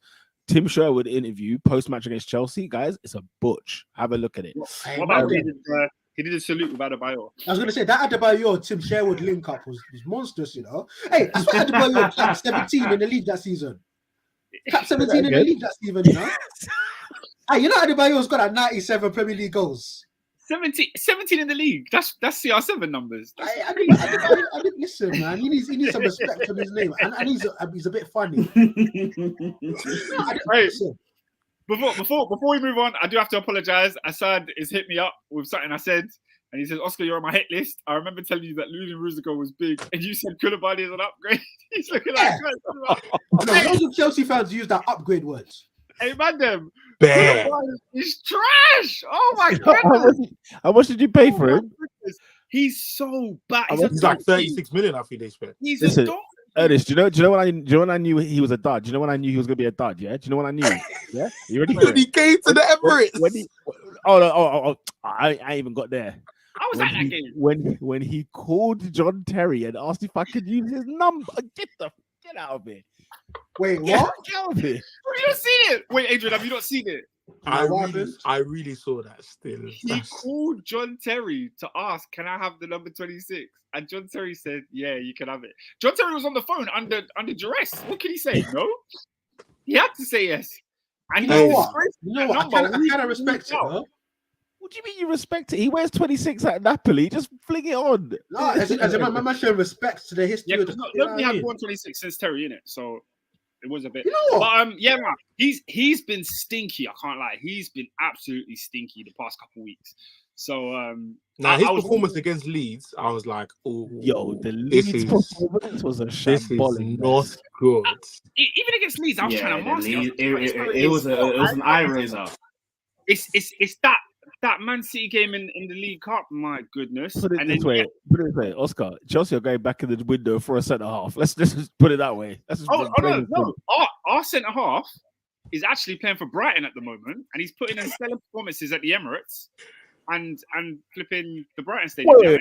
What, Colwill, the one that had an absolute stinker against Villa this weekend? Unai Emery's Villa. Did he have a stinker? Oh my God! Go watch the highlights. If you haven't seen Colwill, if you haven't seen what Colwill done this weekend, go watch. What did he do? I heard he had a good game. I didn't watch the second half. Nah, he had a. You heard? You just heard. You be hearing. Anyway, let's move it along. Let's move on. Liverpool winning 3-1 against. Who did you play? Southampton. With the new manager. I forgot his name now. What's the new manager's name? It's like Lee Jones or something. No. Some generic geezer. Nah, it's a proper East End. Nathan Jones. It's a generic name. Nathan Jones. Oh, I went that far off, was I? No, you're right. Former Luton manager. Yeah, AD. Darwin stocks have been sold and they're only you cannot buy them anymore. Oh, so damn it. I just hope you can eat that and drink that week in, week out. I regret it. That's one of my biggest regrets in life. Yeah, who are the people with stocks? Because I know I'm there. No, you're not there. You're definitely not there. I'm the only one that purchased them. I'm 100% owner of Darwin Nunez. Don't lie. Whenever I said a bad word about Darwin Nunez. AD, you've got the receipts. I have 100% all the stocks of Darwin Nunez. Fair enough. How? 100%. How is that fair? How is that fair? When have I ever said a bad word about Nunez? You haven't said a good word. That's my point. Yes, I said he clapped goals. I said he's most guaranteed to clap goals. I've said this bare times. AD, can you confirm? Yeah, I mean that's obvious though, isn't it? He said he'll clap goals. Like Peter put his neck on the line. When I was slandering him, Peter said, "What am I talking about? He's gonna be cold." I ain't pausing nothing, Ernest. Peter put his neck on the line. for Darwin. Hit on the line is crazy. That's outrageous. That's a wild one. AD, talk to us about your team, man. No, as I said, like all we need is just to win games of football. But I'll hook back. I don't care. I don't give a damn about anything. We just need to win. I think we're 3 points behind Man United. Is it? Maybe like 5 points behind. No. You're 4 points behind us at the moment. 4. Listen. You just need to be touching distance of top 4, and then once we sort of sneak away into top 4 again, quietly just. Because I was looking at the Premier League table, and I just thought to myself, 3 points away from Leeds, and then 3 points away from Nottingham Forest, and hang on a minute, we're actually in the title race quietly, and it's disappointing. But it's been a nightmare season. I saw a stat. Big up Alisson Becker, by the way, phenomenal performance. Oh, I saw a stat. He's in the top 5 of shots saved in the league this season. Wow, that's how much he's facing, yeah. His gloves have been warm. Yeah. People are just cutting through the defense like a hot knife through butter. Like it's been a tumultuous season. Big up Andy Robertson as well. Most assists from a defender in Premier League history. At the age of 28 as well. Considering he's Scottish. He's been relegated as well. Considering he's Scottish, what's that about? What's that got to do with anything? Obviously, because it's not like he came from like Man City's academy and he's always been playing Prem ball, innit? Fair dude. Like he probably came. You saved yourself. You saved that one there. Good. Yeah, Well so done, he probably came England at like 20, and then he got relegated with Hull as well. You know what I mean? So yeah, big him up, man. Big him up. Yeah, man. Liverpool and big up to Bobby Firmino, who after hearing he's not going to be in the Brazilian squad, still scored. He's still got that. He's still. By the way, that snub is pathetic. Like, when you think about it, it's actually outrageous. For Richarlison. Did you see who else took it very badly? Gabby Goal. Oh, he took it badly. Not making the squad. Hey, what happened to Gabby Goal? He was meant to be like you see how Jesus is, yeah? Yeah. Gabby Goal was meant to be like 2 times better. So basically, he won a Copa Libertadores with Flamengo. And he was meant to be like the next Adriano when he went to Inter. He was meant to be the stuff. He was like the next big thing. But anyways, so he's like so he was doing bits for Flamengo. Obviously, won the Copa Libertadores, so the Champions League equivalent. Yeah, and then they were like, "Nah, we're not taking you." That's a madness. Richarlison going is a madness. It's a madness in and of itself. Yeah, that's crazy. Did you see Mateus Cunha? It's a madness. Oh, it's a madness. Oh yeah, he was up there. He looks like he heard. I wanted that video. Away. Yeah, he was just. I said I wanted that video. I got it. So I was like, It looked like somebody died, bro. When he stood there, like on the shore, thinking, brother, pick yourself up, man. Start bagging in goals. Did he even have socks on? I saw it just barefoot. I'll be real, man.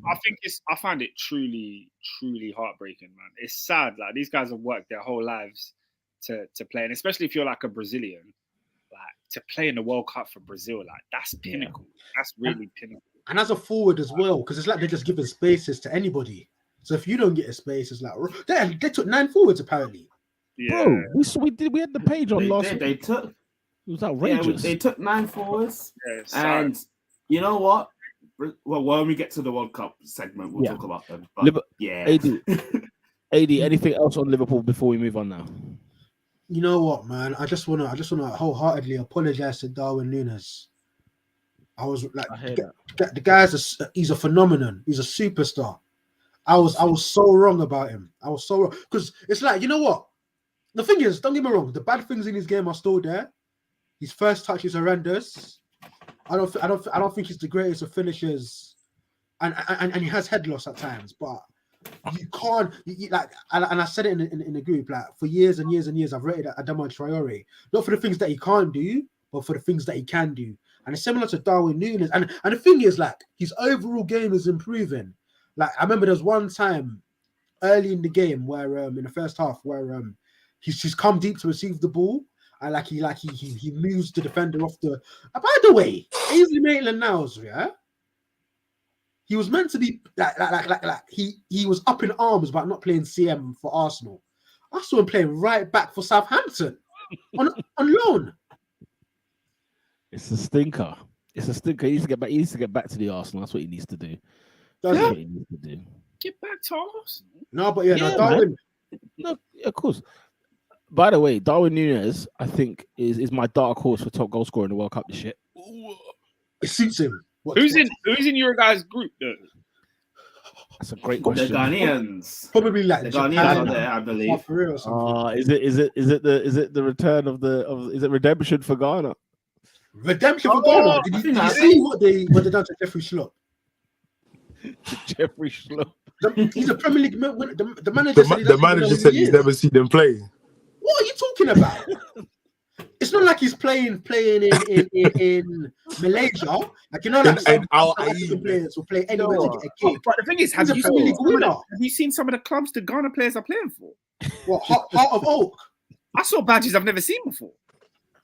Hey, Adrian is an absolute fool. You've seen Heart of Oak? There's one centre midfielder called Not this Hearts of Oak. Brother, Annan, and he played for Schalke and Hearts of Oak. Anthony Annan. You know about Anthony Annan? You must do. Guys, he plays in the Premier League. Hey, today show me Adrian is a fool. Brother, I'm not capping. That Heart of Oak is probably the best team in Ghana. Oh, what is African football was a disgrace. Hey, listen, man, there was a Sierra Leonean footballer by the name of Mohamed Kalon. Played for Inter Milan, played for Monaco. He's probably the most notable player in Sierra Leone in history. In like 2008, he went to Sierra Leone. Guess what he done? He made a team called Kalon FC. He was the chairman. He was the top goal scorer. He owned the stadium. But African football's a fast. He just woke up one day and made a team Kalon FC. I said, boys, let's go kick ball. African football's a fast, man. What? No, Adrian is too funny. I'm not funny, bro. It's a disgrace. But anyway, man, Darwin Nunez is gonna crap on everyone. Dear. Peter, I'm so sorry. Please forgive me, please. But will he play though? Because it depends how Uruguay, if they want to drop either Cavani or Suarez. Cavani. They can't be playing them relics. Hey, listen. Trust me. International football, the fact that there's there, you never know. Robin, if I give you a 2010 Honda and I give you a 22 plate Honda, what are you taking? 2010 Honda.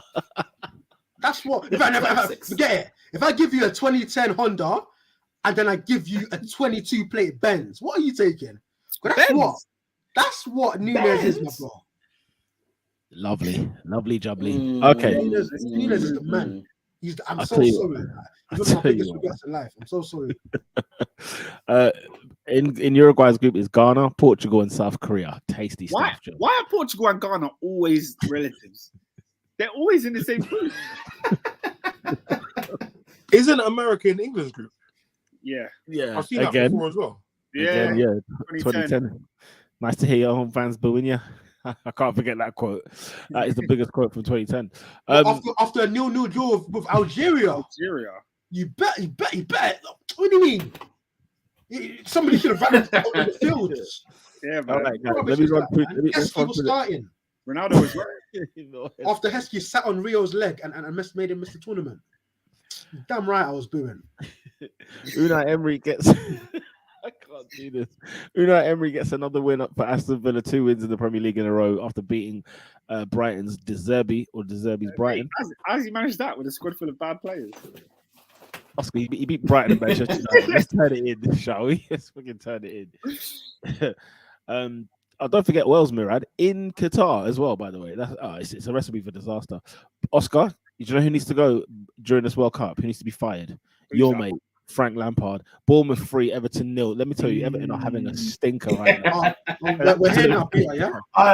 I was hearing that best defense in the league, and then I was like, what happened here? It lasted 1 week. It literally lasted 1 week. A fact is a fact, man. If it wasn't a fact, I'd hear you, but it was a fact. Nottingham Forest beating Crystal Palace. Unbelievable scenes, Jeff. Zaha missing a penalty in that one. Tottenham Hotspur. Antonio Conte's Tottenham Hotspur. Wait. Who does Jeffrey Schlupp play for? Crystal Palace. How could the Ghana manager say he didn't watch his schlop, but he then chose Jordan Ayew? It doesn't make any sense. Listen, do you remember in the last the same team? Hey, you see what I'm saying? Do you remember in the last World Cup when Montari and the players, the Ghanaian players, they stormed the Ghanaian headquarters? They were smashing the MacBooks on the floor and they said, listen, you guys are corrupt and bent. Give us our money. Kevin Prince Boateng, they all went on strike. The Ghanaian FA have got form for this. They refuse to pay their players. How can you not pay your players and not be watching them play in the Premier League? Yeah. But you're picking his teammate. What was Shaka Hislop have to say about this? Oh, I love that reference. That is a great reference. They got to play, man. They got to play. We don't know where that money went. Hey, he played in the World Cup, you know. Hey, you might have to watch this documentary. It's fantastic. It's listen, Trinidad and Tobago is an episode all on its own. You need to watch I see Shaka Hislop ranting in his accent. He's got the best accent in the world. Players. Anyway. Antonio Conte's Tottenham 4, Leeds United 3. Tottenham make it late again, ladies and gentlemen. SW6, it's the bentest football show you will ever see in your life. And believe me, I watch Cal choppily, and that is bent over backwards. Spurs winning 4-3, ladies and gentlemen. Another late one for Tottenham Hotspur, coming from behind yet again, but they're in the top 4, man. Oh, Peter, how long can they can't keep barely every week? Barely. Surely. Barely. I mean, back from the break, they'll probably have Kulusevski back, probably have Romero back in the team. Kulusevski played the other night. I know, but he's not back. You know what I mean? He was instrumental as well. He didn't start, did he? I just remember him setting up a few. Why does Kulusevski feel like an old man? The name sounds old, didn't it? It doesn't sound like a youth, blood. Yeah, like it feels like he's been around forever, but I don't know. Also, he was bought by Conte. That's why you think he's old. What Conte buying the 21-year-olds? No chance. You must be smoking George. Oscar, don't make fun of Shaka Hislop. I wasn't making fun of him. It was only respect, but he's got a great accent. Oh, big up Shaka Hislop. Listen, for his Newcastle career alone, big up. West Ham United 0, Leicester City 2. Now, Leicester City seem to have bounced back, but West Ham guys sliding. Where are we? They are sliding, absolutely sliding. I think the Moyes, the people are going to be turning on David Moyes. 16th in the league at the moment, 15 games played. It's not looking good for them. That wraps up this weekend's Premier League action. Oscar, what was the goal of the week? Oh, snap. Joe Willock against Chelsea? I might. Joe Willock, brilliant goal. Just for the timing of it. Oh, sorry. Goal of the week is Phil Foden. My bad. Phil Foden. What a strike that was. What a strike that was. Indeed. I'll even give an honourable mention to Erdegaard's first goal because the football was scrumptious. Yeah, Gabriel Jesus laying it off into Fabio Vieira. He has no right to pass that ball across goal and find Mr. Martin Erdegaard. So I want to give him an honourable mention. Anybody else? I'm not going to lie, yeah? I'm going to go for Foden, but I just wanted to say I absolutely loved Willock's goal on Saturday. It was a great goal. That was a very good goal. But yeah, Phil Foden. Yeah, Foden's strike was outrageous. Can I ask Oscar another question? Go on. Why is Lokonga better than Joe Willock? You still haven't answered me. Huh? No, Lokonga's a better footballer than Joe Willock. Come on, let's not do that. Lokonga can pass better than Joe Willock. Look, like Joe Willock presses and he can finish. Okay. So what's Lokonga shown us? Lokonga's shown it in an Arsenal shirt. Lokonga has good games in the midfield. Nate, give me two. Hey, okay. Big up AD, man. Big up Sammy Lokonga, man. I was in his box the other game. Pause. Hey, what? What is happening here? What is going on? That's a big OJ. That was outrageous. The goal. Who's the goal of the week? Is it Phil Foden? No, we're not gonna. We can't talk about goal of the week. What have you done? What was you scoring? What? Oh, big box. every player's got a box, isn't it? That's the title of this podcast. The Congo's box. Hey, by the way, I just. That's a stinker, honestly. That is a howler. That's outrageous, man. Then. That's a yellow. That's a yellow card. That's a yellow card. The thing is, Shout out the Congo. We're going home. what I find is funny is the worst part. Peter has been reckless. The thing is that I wasn't lying. That's the thing. Like, you know, hospitality. That's what's scary. I was invited to it after the Brighton game when he had a shocker. I'm not gonna lie. He had a shocker. But yeah, Joe Willett, man. Can I just read these comments? I'm saying Joe Willett plays 8, Lokonga plays at 6. Who's Lokonga? That is a crazy. No, but real rap. Yeah, what is Lokonga good at? Lokonga's good at like controlling the midfield, playing inside. Controlling the midfield. Yes. No. How can you control the midfield if you're scared to receive the ball? No, he's not scared. See, these are lies. These are lies from the enemy. These are lies from the enemy. These are lies from the enemy. Wait. Hold on. We're talking about a tempo specialist. We're talking about Tony Cruz. We're talking about Verratti. We're talking about Thiago that plays at Liverpool. Ben said he controls the midfield. Do you know how good you have to be to control Arsenal's midfield? No. I'm not saying he's of the level he needs to be to start for Arsenal. Oscar. When you say control midfield, that means your levels. No, as in that's the attributes that he possesses. We're talking about Joe Willett here. Guys, in 2 years, this is gonna look like the dumbest comment ever.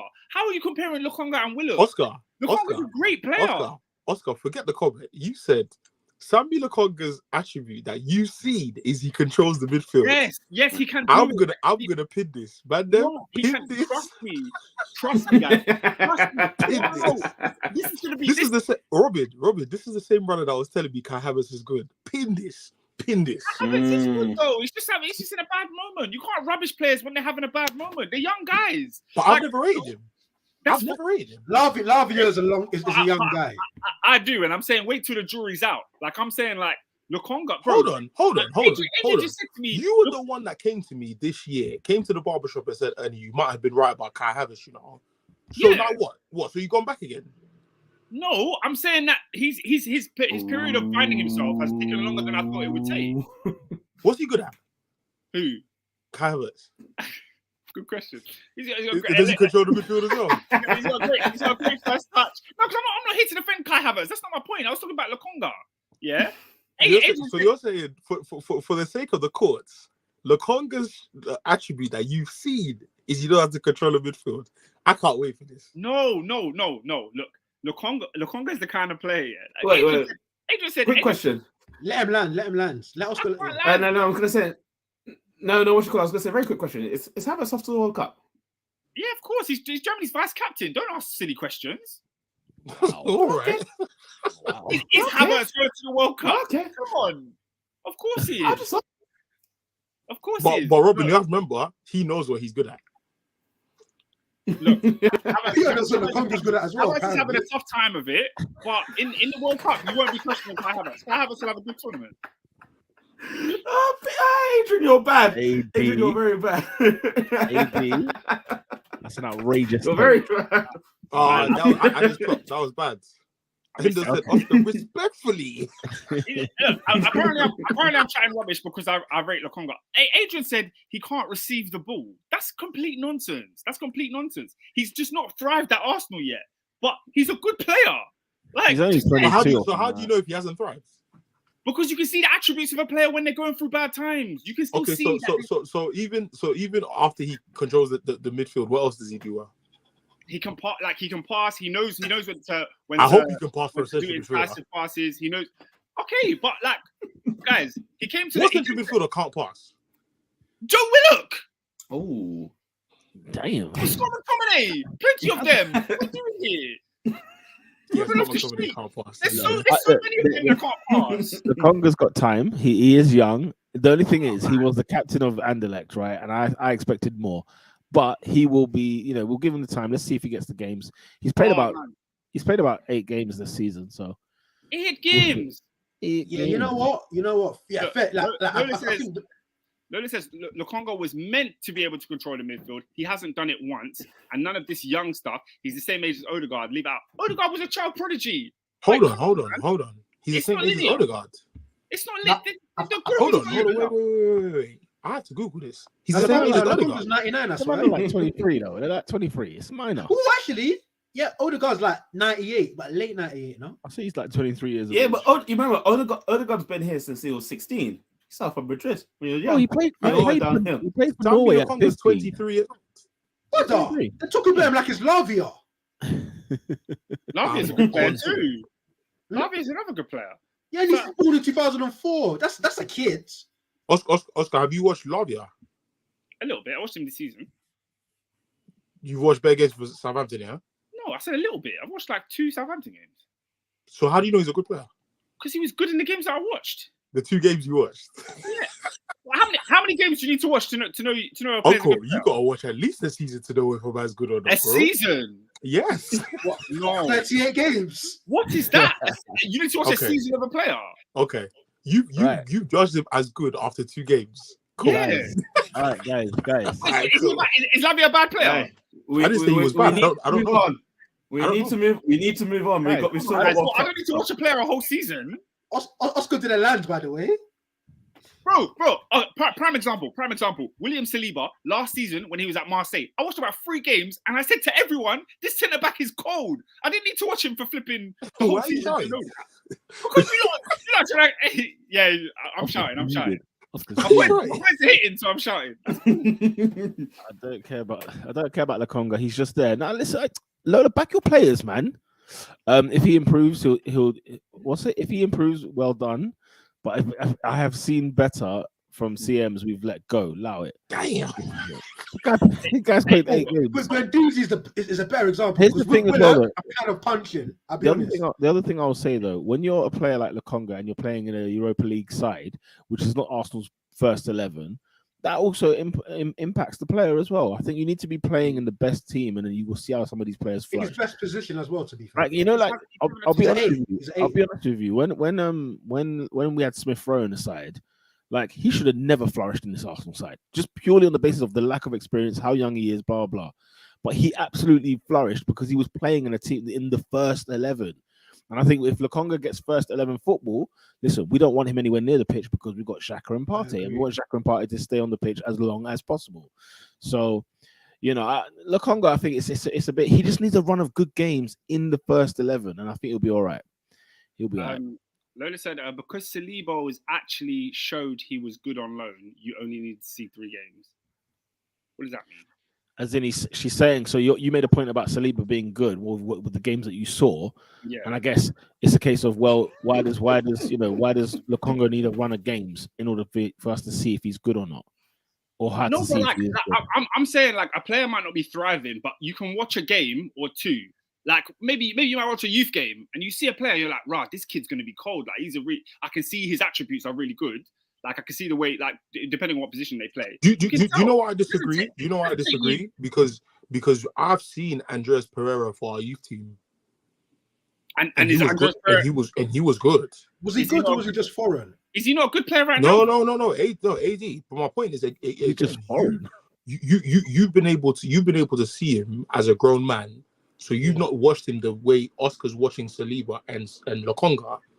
Because the age factor is a factor, whether we like it or not. Yeah, of course. The common factor between Saliba and Lukonga is that they were both young. I'm saying I'm the only reason I'm bringing it up because I've seen them young. Is my point. You see what I'm saying? Go on, Pierre. Sorry, no. The only other thing I'll say is look at the amount of games both players have had. Saliba's probably played 60 games in the last 2 seasons. It's true. Which is what Lola's probably saying. 100 games. It's a fair point. But he's saying because Saliba's actually good. But I didn't see all that. Sure. No, it's not. It's easier to rate a player who's good. It's easier. Yeah. Than a player who is it. That's why you're saying you only needed to see 3 games to know, because it was quite obvious. It was quite obvious to assess. It's like the difference between people like Kante at Leicester versus what's his name? Who's the guy I never rated at Liverpool? Henderson. Could have picked anyone from that midfield. Yeah, but the point is that I never rated Henderson even when he got the FIFA cover. All of a sudden, he's a Champions League winner, and then an integral. Hendo got the FIFA cover. Hendo got the FIFA cover with Messi. Yeah, man. Remember when Listen, he's had a career. 2016. Thank you. 2016. I'm so glad he wasn't racist. Peter, So glad he wasn't racist. you remember that one time you gave me a ticket to a That Europa would League have game? finished me. It was the first game I ever saw Martinelli, and I came home and told you this Martinelli guy is special, Yeah, and I've you always did. rated the guy. It doesn't You did. take me like 7 times watching a player You did. before I figure out if I think they're good or not. I can see what I see. You can see certain attributes, like even Harvey Elliott. Some players His it takes debut, time. I was like, that's a superstar. Lokonga for me, will I think will be a top player given the games. If he's not given if he's getting these mediocre matches, I'm sorry, this is what you're gonna get from him. Give him alone, because I see everyone amping up Guendouzi like he wasn't making a few rash challenges and mistakes. how in the Arsenal shirt But the too. thing is, Guendouzi showed me more though. How the hell did Guendouzi make the French squad? That's what I can't get. Guendouzi never The World Cup played. squad. Guendouzi played more than. Yeah, but what midfielders Everton. do? Yeah, he did play more. Yeah, because there's no I'm Pogba, not there's no surprised Kante. Guendouzi was one. I'm just surprised. Okay, guys, Let's- the goal of the let's- week is who? Is it Phil Foden? Yeah. Phil finished it. Fodes. Okay, player of the week. Philip. Oh, Tony. Tony. Martin Yeah, Odegaard? Tony. No. Tony. What, Gabriel Magalhaes? For what? Say nothing, AD. AD, say nothing. Oh, he was good. Listen, On clean sheet, Gabriel listen. Magalhaes, yeah? Did he Listen. get a yellow card? Yeah, he did. You saw that challenge, didn't you? That challenge was shocking, didn't you? That challenge was That wild. challenge was absolutely disgraceful. Oscar's been waiting for this for time. He got a clean sheet. I'm not That'll do waiting, for me. I'm not That'll do for me. Hey Peter, give me. He's give me not some- going to Qatar though, so that is Say again. How did Gabriel play? It was superb. He had a solid performance along with Saliba, who What made did a few what did he mistakes. actually do? Who made a few mistakes in the game, by the way, but it will go unnoticed. That's fine. At the end of the day, we kept a clean sheet. Yeah, I'm sure you did. Yeah. No, He no, kept the Pete, clean sheet. I've asked you a question. What did he do that made his performance superb? Kept the ball out of our net. Okay. mad. The standard. A clean sheet is a defender's goal. That's I what was ready for someone to say pause. I thought, you know what, fair enough. You give me nothing. Rah. Thank Hey, you. you gotta Okay, keep your the mind. player of the week is Ivan Toney. Who's the Yeah. team of the week? Is it Brentford FC? It is Brentford FC because Yeah, that why was not, not man? supposed to happen. It wasn't supposed to happen. Yeah, it wasn't supposed to happen. Yeah, to be fair, and they were good value for Yeah. money. The victory. They should have scored 3. When Tony missed the third one, I just sat there like, come on. Even Josh De Silva took forever to pass that ball. Yeah, I thought the chance was done. Honestly, it was Aye. 3-1. It was 3-1. Hey, brother. You see Witzer, yeah? He's impactful, you know? He must be like the best super sub in history. I remember he always comes up with crucial goals or crucial moments, like he's there. Man. Honestly, that guy makes me laugh, man. Every time I see him, I think I don't know what to make of him, but he's always there. Right, team of the week is Brentford FC. Who's not that guy this week, lads? Is it Chris C.R. Kelly. Is it Yes. Kelly? Yeah. Mr. 38 with his nonsense. Let's keep it It quick. could be Hall of Fame worthy, you know? Yeah, that's Man. it's up- Man. No, honestly, like he may have said some factual things. Yeah, that's by the by. But that format is a disgrace. It's absolutely as a pro baller. By the way, yeah, big up That's- Bournemouth slapping up Everton twice in 3 days, 7-1. And also, please, Lord, if it's not Gary O'Neill as the manager of Bournemouth, let it be Marcelo Bielsa. Have you seen the rumors, people? Have you seen the rumors? He's a hipster. Does he just pick quiet towns to settle? He must have gone Bournemouth away once before. Oh, the beach is What lovely. part of Leeds is quiet? What part of Leeds is quiet? You know what? That's a good point. That's a fair point. If anything, he chooses the most hostile. Marseille, Leeds. Was he not at Boca Juniors, Bilbao? I'm sorry, bro. He's just a hipster, isn't it? He just went Bilbao so he can develop players and not sign any. Yeah, he hates signing players. So there you are. Was it Pep or someone call him one of the 5 geniuses in world football today? Bro, Pep's is his student. Is his student, man. Yeah, Anyway, somebody said there's only 5 geniuses in world football, and Bielsa's one of them. I think it was Pep. Yeah. Yeah, Pep loves him, absolutely adores him. Ladies and gentlemen, not that guy this week is Cristiano Ronaldo, of course. It's an absolute stinker. When you're singing to Piers Morgan, that's worse than singing to the Feds, must be said. No, this was an absolute twerk fest. Twerking. Okay, so there's no more Premier League action, ladies and gentlemen, but we do have the World Cup. World Welcome. Hey, Well- this guy's structure, you know. Yo, This Hey. like, do you know what's funny? Yeah, I can't lie. The buzz around the World Cup this week has got me in the feels a little bit. Yeah, like I wasn't really on it, but like I'm in the feels right now. I'm in the fields, Peter. I'm pumped. But Oscar, Hey, after, no like, United, when- no United for a month. Oh, I'm happy. Oh, no Chelsea for 6 More than weeks. you believe. Let's go. Arsenal top of More the than league, you Chris- believe. More than you believe. More than you believe. No, but how can he come back to Boxing Day and it's Man City? Oh, yo. Argentina, Oh, my Morocco, God. Valencia, Now you know what? I rate him, you know? I rate him a lot. man. Tunisia. I rate him. Yo, He didn't say that. He said He's a different Tunisia. level. He did. I'm He dying. says it. I'm dying, man. What's He's my a different man? level. Tim Ream? That's my guy. Guys, I want to give. Let's go quickly through Probably some. looks like Speed. I don't speed. I don't have the hair like him. Nah. Let's go through the. I'm just going to go through the groups. I'm going to name them, and you tell me who you think the top two will be. And then Rob Benigno has got a little thing for us at the end of this show. Sorry. We Tenzin do have a just thing. said the Celso injured, not good for Argentina. Hey, Tenzin, advantage Argentina. That's exactly what. Yeah, With Giovanni Lo Celso, do me a favor. Hey, Spurs have spunked money, man. Where's Ndombele? Leon. Where is he playing? I don't know where he is. Ain't he at Napoli? Napoli, yeah. I tell you what, yeah. Napoli's looking tasty this year. And Guisa, he was a baller. I at know. Fulham, And He was a Gusa. baller at yeah. Marseille, to be fair. Right, Group A. I can't believe this World Cup is in Qatar, lads. Even after the documentary I've just seen. Football is Ben, Peter. No, I'm looking at Group A. I'm just seeing Qatar. I'm thinking, really? This and is they want to actually happening? tell man about rainbow laces. Do me a favor. Do me a freaking favor. And then you wanna go and impose your thoughts and beliefs on another man's land. This is what I've been saying. This is what I've been saying. Whilst you took a nice, healthy, fat dose injection into your bank account. Fair enough. Mate, It's the good to be- wiring, fair the enough. wiring is flowing. Oh, we missed not that guy. Oh, Diego Dalot, come. Did Diego you see Dalot? what What's he done? What's he Did you done? see what he posted? CR7's That was funny. Hey, that is funny though. It's funny. I don't. What, the I, thing- I what What don't the he thing that posted? Was it what I posted? The Oh, thing that yeah. Robin put in the group. Yeah, I think so. I don't remember. Did you put it in the group? Yeah, he said that he had enough. He the looks like he's photo. had enough. No, not the photo. Oh, no. I need to find. the translation. I know exactly what you did. The Yeah. translation. Yeah, the Portugal team. Yeah. So Diego Dalot Mm. he's posted a picture of himself, like in Portugal clothes, like in a Portugal kit, like saying, "Yeah, I'm gassed for the World Cup."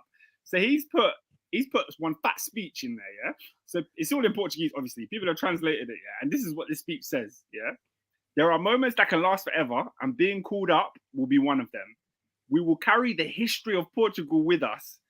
We are from a land that explored, discovered, conquered, and spread its culture to the four corners of the world.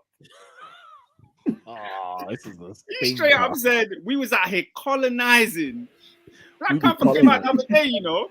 We're out here colonizing. Brother, till this day, man born in Angola are called Fernandez. Comanche. Brother, it's true. But no, Like the thing is, Angolan names are interesting because like you can tell that it's not a real Portuguese. He's Hey, playing alongside Nuno Mendes. forgive my ignorance, yeah. Trinidad and Tobago have a place called the Port of Spain. I couldn't believe it. I said, no way, this can't be a place. I said, this can't be a place. Colonization is a real thing, man. And to think countries of that size, you Oh, small Portugal, doing Brazil and Angola and Cape Verde, you must be having a friggin' Peter, bubble. the national language of Brazil is Portuguese. What do you mean? I don't understand how England colonized the world, neither. Yeah, no, I don't know. I don't get it. They're small islands. It's this nation. Just Bro, please, man, get out of my face, Jeremy. Sorry, Pete. like, what's Brazilian? First Like, fifth in his head. Brazilian languages. What's Brazilian? Surely. Right, All right, Group they're saying A. Lagos named after a place in Portugal. That's insane. Ooh. That's insane. Wait, Lagos. what? So it's Lagos. Yes, Lagos is a place in it's in southern Portugal. Yeah, What? That's a You know howler. something yeah, it's a every place in day. southern Portugal. It's a freaking howler. Mhm. Okay. Oh man, big up the East Africans. We didn't get touched, blood. Group A: Qatar, Ecuador, Senegal, and Netherlands. The Netherlands. Who's topping those two? Who's the two? The going through? Netherlands are topping that group. Hey, followed by Van Dijk. Ecuadorians. Random. Think about this one carefully, yeah, because there's an envelope I can see. What the? Yo, Peter. Now, Peter, I'm gonna stop watching. You know when I actually stopped watching football? When the Russian players were sprinting in the 108th minute. Nobody thought anything was wrong with that. I saw they made it Zag. to the quarterfinals. Russia What's the made name it of to that? the What's the name of that number 10? Alan Dezagev. I only see him once every 4 years. He was looking fitter than ever. Football's bent. You see, he had that one 38-year-old centre half. Coached him. Yeah, Churchill's still there, bro. Guys, Bro. I'm telling you now, that opening day, Qatar winning 3-0. Oscar, do you 3-0. They've even got 11 pro ballers in the whole country. Oscar? I Hey, heard do you that they guys opened remember- an academy of football in Qatar since they've got it. So I need to They better. reap that result. What? They just opened the academy. No. Since when they got the brown envelope, they said they've opened the academy of football. So they've been building, testing. Do you guys remember in the Testing Russian World Cup, yeah, where we saw Putin hand an envelope or be handed one? Mirad wants to know if Russia are in the World Cup. No. I bloody well hope not. They got the No, hell out of they're it. not. They're Anyway, yeah, sorry, They Senegal. got As much as I want to back kicked it, out. as much as I want to back it, Senegal, that's a Qatar and Netherlands going through. I want to keep No this Sadio podcast Mane. alive. Yeah, I want to keep this podcast alive. Group B, you got England, Iran, USA, and Wales. What a political group. Gee, what a political group. It's political, but England are winning it. While we're talking about England, Qatar. while we're talking about England, this lineup, this 26 people that Mr. Waistcoat has chosen. Howler. We can't complain, guys. I think it's fair enough, you know. Yeah, I don't I'm think with Adrian. James Ward-Prowse on the bet at home. Why should James Ward-Prowse ever be near an England squad? Like, what are you guys talking about? What? He's not good. Look what he took. He sucks, man. Yeah, I can't lie. You know what was a stinker?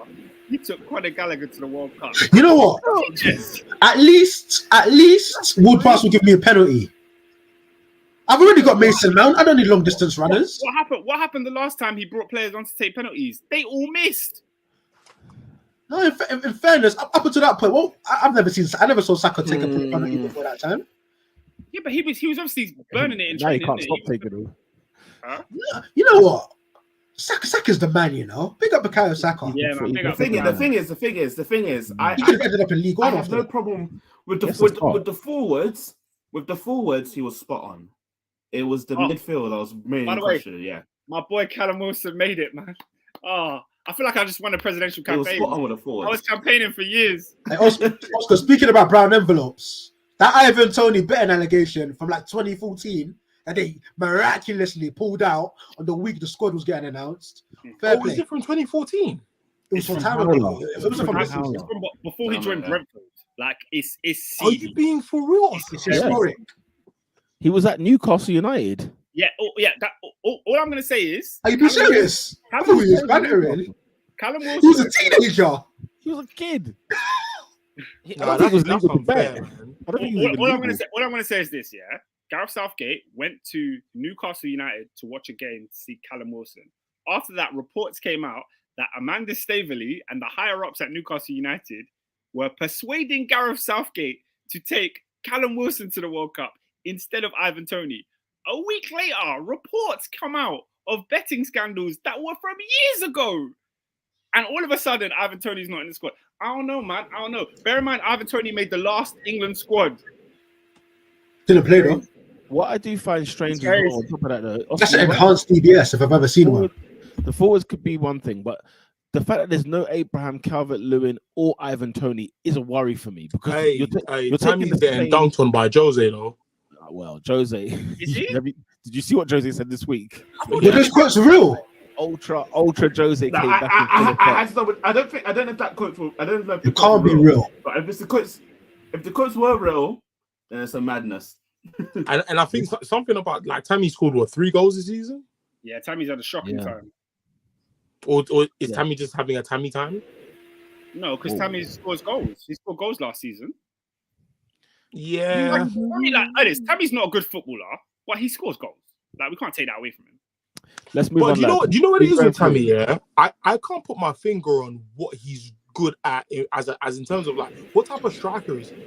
He's a Nunez, isn't it? He reminds me of Adebayo. In all honesty, in Adebayo's good spell, he reminds me of him. Adebayo had flair Because they were tall and black. Adebayo had a bit of tech still. Yeah, Adebayo had a bit of like even like the Nalinga thing he done with Thierry Henry. I'm not gonna lie to you. I don't think Tammy is saucy like that. Lola said Tammy is a 1 season on, 1 season off striker. I would put the argument forward that I'll put the argument forward that this is his first season off ever in his career. Guys, he's at Roma. By the way, if you watch Serie A, he's at friggin' Roma. Okay? Let's calm down. What does that mean? He bagged at Aston They're Villa. not a good He side. bagged at Chelsea. He bagged at Roma. Like, he scores They're not goals. a good side. They're not a good side, Ernest. On a real. I agree. I was being for real. I did not know what that meant. I agree with Oscar. This is Tammy's first bad season in his career. No doubt. Yeah. What he did at Bristol City, what he did at Villa, what he did at Swansea, what he did at Chelsea, his first year at Roma. 5 Premier League goals at Swansea, though. I mean, Yeah, but he was Swansea, a second striker. Fair enough. Yeah, fair enough. He banged at Villa. He banged at Bristol. The season he got sold by TUchel at Chelsea, he was our top goal scorer.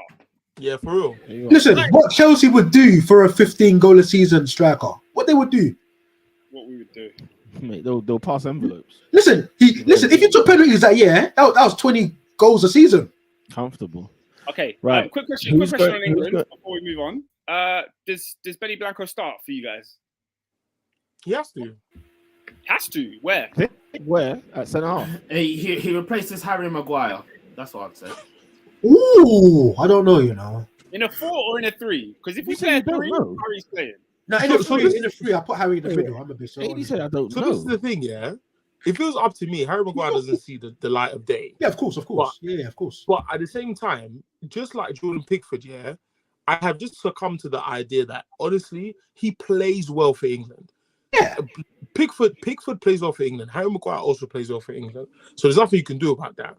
But if we're talking about straight ability, Ben White all day. I just wonder if, based on what's his name, Tyrone Mings comes out and backs Harry Maguire this week, or was it this week or earlier in the season? I think because I was watching an old Talk Sport video, I think it was, and he comes out and says he doesn't understand why people are getting onto Harry. He's a leader. He's all this other stuff. Wax lyrical. So it's very clear. I'll send you the link. It's very clear that there is a level of esteem they place on Harry Maguire. They actually like him. They like the brother. And I think in England, we it's crazy that we bully people, but we come for the victim when we feel like they're being bullied too much. It's a weird psychology. It's actually strange. Yeah, I hear you. But yeah, I think Harry Maguire will be the people's choice because he plays well for England. I think England fans only slandered him because United fans were slandering him. You see what I'm saying? But can I just say in one of England's last games, they played Germany at Wembley, and he did a horrendous challenge and gave away a penalty. I was there. What about the game when England were wearing blue at Wembley? He scored a goal. He put his fingers in his ears, and they were playing San Marino. Hey, he's a joke, man. What? Yeah, like he silenced all the talkers. Yeah. Don't give me 5 good games of defending in a row. So if we're talking like straight ability, Benny starts in front of him. The problem is England are going to need a leader at the back. They are going to need a leader. And whether I like it or not, Harry Maguire seems to be the go-to guy, or at least the closest thing to one for this England back four. The closest thing I'll probably say is John Stones because he's a league winner. John Stones. multiple times, but I don't know. But he's a B though, isn't it? Is he a leader? He's a B. I don't know. He's a B. Like, as much as Harry Maguire sucks, he's an A. Why is Has the John A? Stones got stones? Who's going through in this group? Group B: England, Iran, USA, Wales. Who's going through? England, USA. England, Wales, England, USA. But you see, Wales in the tournament, they've always got something up their sleeve, though. Wales are mid though. Like, let's be clear. They've always been mid. But do you remember Kyle Robson-Kanu? He scored like 4 goals in the Prem that season, and he was looking like prime. Bro, America's gonna dump all the Germans in this team. What did you say, Ernest? I said, Americans are gonna dump all the Germans in this team. There's gonna be bare Heinrichs or whatever. Yeah. Oh my god! Mirad says, classic combo for coach. "Come on, man, that's that white rock, white stones, you know." They would have been listening to Griselda. No, I need that, bro. I need that. That's how Nines would say. All right, we're moving on. I think You're not saying Bale. You're not saying Bale in this climate. Hey, he's a cup winner. Also, guess what? He won a trophy again. Tell you that. Endo said Ramsey. Aaron Ramsey, dude. Oscar. You see, Oscar's a mean person. He's a mean human being. Because, shall I tell you why? There were 3 names on that list. He picked out Bale and Ramsey. He's left Joe Allen alone. Joe Allen is a disgrace. Why even speak on Joe Allen? Oscar having a laugh. Joe Allen, yeah. If you want to know everything you need to know about Aaron Ramsey, just go and watch last season's Europa League final. You'll find out. Yeah. Oh my god. And then when it comes to Gareth Bale, That was an awful penalty, you know. Past it. Oh dear. Right, Group C. And how much was he on as well? Like 200 grand a week for Rangers. He financially crippled the club to then cost them a cup final with an awful pen. That's one of the worst signings in history. After crippling Juve with 400 grand. If Tomori's name was Frank Taylor, he'd be on the plane. Frank Taylor. But I tell you what, his name is Fukayo. So why he's not with Nigeria? Here's the question. He has to ask himself that. You gotta ask them questions. Apparently, he can play for Canada as well. Apparently, he can play for Canada. Apparently, he can play for Canada too. Well, he can't play for either now. Okay, guys. Group C. Who's going through these teams? Argentina, one of the favorites in the tournament.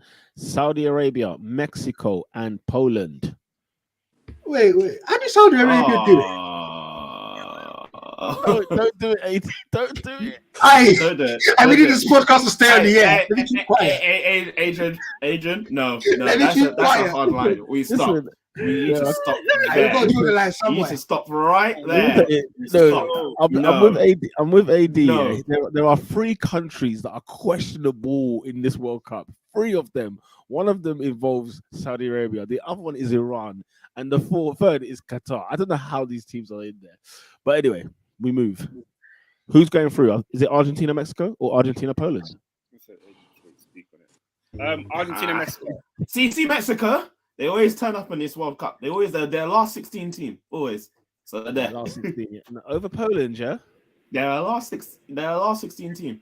You know what? There's always one player. Always one player that turns up for Mexico. I was tempted to say Mexico, but I remember Poland's last tournament where they almost get knocked out in the group stage, and then Robert just woke up. They had a sick kit that year. I'll never forget it. I remember looking at that kit. Was it in Poland, Ukraine? Was it in? Was it in Russia? It might have been in Russia. It might have been Russia. That's one of the best groups of all time. It was like Poland, Senegal, Colombia. Oh, it's lovely. And something like they were all sort of equally knit. Like it was I'm going Poland over Mexico. Mexico. Yeah, they're killing you, man. So the 3 countries picked are Muslim countries. My friend, there's more Muslim countries that I haven't picked. There's more Muslim. Peter said, yours ain't the only one. There's more to come. I can pick. There's more, y'all. I will start. There's more, y'all. I just said done it yet. Hey, I said be patient. It's coming. Matty Cash. Matty Cash. I need to hear him speak Polish. I need to hear him speak Polish. He can't. He only knows words and phrases. Like he says, his mum taught him Polish, and that his mum used to speak Polish in the house, but he can't speak it. But you know what? So what is he doing in the training field? No. Do you know how much of a gangster move Matty Cash Yeah, made? for England. The thing is, he saw the England situation at right back. He said, "I'm never getting in there. Let me get some international caps." Mum, who'd you sleep with? All right, a Polish guy. Let's run that. You know what I'm saying? His mum is Polish. What's wrong Oh, the with mom's you? Polish. Oh, my bad. I didn't realize the mom was Polish. That's a howler. That's an error. Yeah, you're such a That's criminal. a second yellow. That's a second yellow. I'm not off. He's That's guilty. off. Pete. I think we're gonna have to ban you. You know.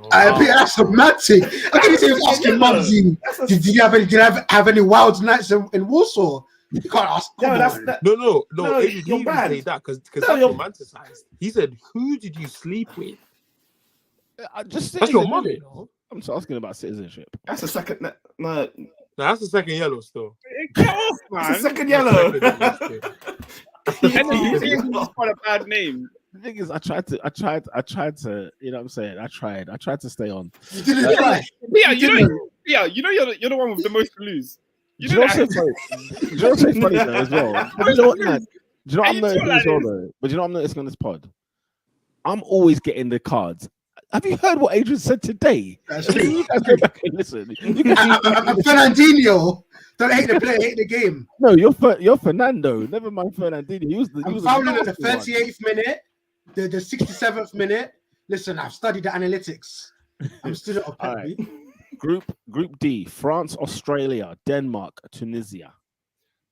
What did he think is a choice? France and Denmark are going through in this one. I don't think it was a choice. You see, France, yeah. France are going to struggle in this World Cup. I have a feeling, and I don't know why. I feel like they're going to struggle. I did a wild prediction, and they're my wild prediction to get knocked out in the group. Damn. Mm. Who's And going the reason through I say that, is the winner's curse. That's the only reason I said it. Yep. Don't you think they were? It's a real thing. Don't you think they were affected by the winners' curse in the Euros, and they will have learned a bit of a lesson about that? They didn't win the Ain't Euros. ain't it just a World Cup thing? No, but I'm It's saying just like the World Cup. It's just the World Cup. I know what you're saying, but I'm saying like they won the World Cup, then they kind of had their hangover in the Euros. They didn't play well and they got knocked out early.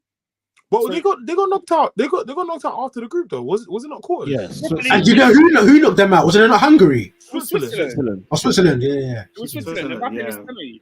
But No, but that wasn't. I think I don't think they're gonna let this slip.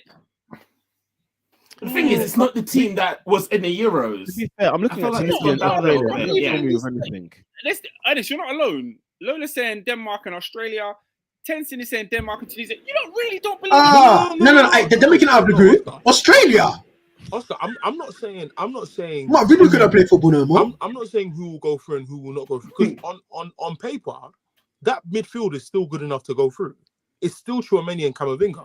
But it's not. France have been meaty post World Cup. You know, they've not been great, bro. Ernest, With Pogba in midfield. people are talking about the midfield, and I do agree. Without Pogba, without Kante, it's looking a bit scary. Hold on. Did he say them wee man? Come on. First of all, let me That's a put it to you like caution, this. surely. Let me put it to you like this. On paper, they have the best defense in the tournament, and they have the best attack in the tournament. Like, I don't think this midfield issue will be as much of a problem as you know. But The midfield is PMP, straight PMP. You can't. Straight AFCON. The teams that went out in the group phase after winning the World Cup were also quite looking like saucy teams. Doesn't mean they can't get knocked out. But I'm sorry, Tunisia and Australia, do me a favor. Yeah. Can I be honest with you? I was believing the World Cup curse until I had those two teams. Yeah. France and Denmark for me, man. No, that's fair. That's fair. You But can't even name something might be loaded for them in the last 16, though. France making it out of the group most likely. All I'm saying is, I won't be shocked. The curse. all I'm saying, they'll break it. name a player from each nation. And by the way, Brazil broke that curse. By the way, did they not? Did Brazil not go through to the knockout semi-final the year after the That's tournament? like 14, it's that's been like since 14 Spain. years ago. That's like 16 years ago. It's been since Spain. I think it's been since Spain. I know France went out in the group France phase. had it in France 02. went out, yeah. So In France, 2002. Okay, Group E. Speaking of Spain, Espanol, Costa Rica, Germany, Japan. Lovely, This is a big group. lovely group. It's a lovely group.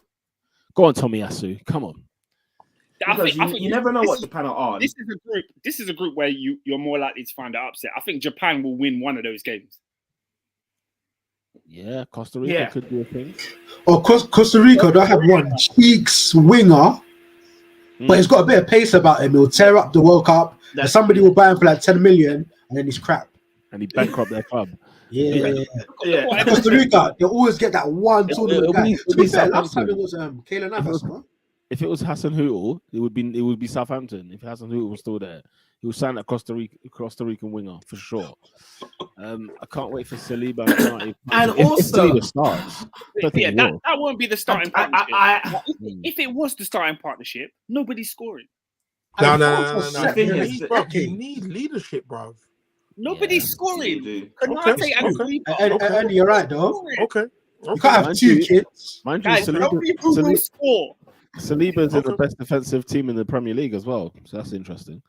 Yeah, he's carrying his other centre back. What I will say is this: Spain, Germany, surely. Like there's two types of Spain. There's like a Spain that's really good, or they're dying, they're crawling over the line. You're not gonna get either. And I think if we're gonna get upset, I'm expecting more of an upset from Spain than Germany, if that makes sense. As in, when you say upset, you mean Spain will go out over Germany? Yeah. I'm going the other way around. I think Germany will top the group. Spain were going to win the Euro until they stacked Lopetegui. It was ridiculous. It was absolutely ridiculous. They're the best team in the Euros. It was outrageous. But anyway, I'm going to... Tencent has asked you, can we keep the same energy to Japanese keepers as we do African? I don't know a Japanese keeper. I was going to say, that's a very weird question. Yes, that's a weird one. Who's the Japanese keepers? Yeah. I don't know any. I think he just wants consistency, innit? What? I should just name every other Just nation? name a Japanese... That's even more Basically, that's basically just what he's asking name a for. Japanese goalkeeper. Hey, you're not good. What? Listen, all I said was we couldn't trust, and Oscar doesn't trust. So at the end of the day, we'll move on. Right. Group F. Belgium, Canada, Morocco, Croatia. This will be straightforward. This will be straightforward. Mando, Canada will play Alphonso Davies as a striker. Why is he playing left back at Bayern? It's Speed the manager. What's going on? Did they pay him as a striker?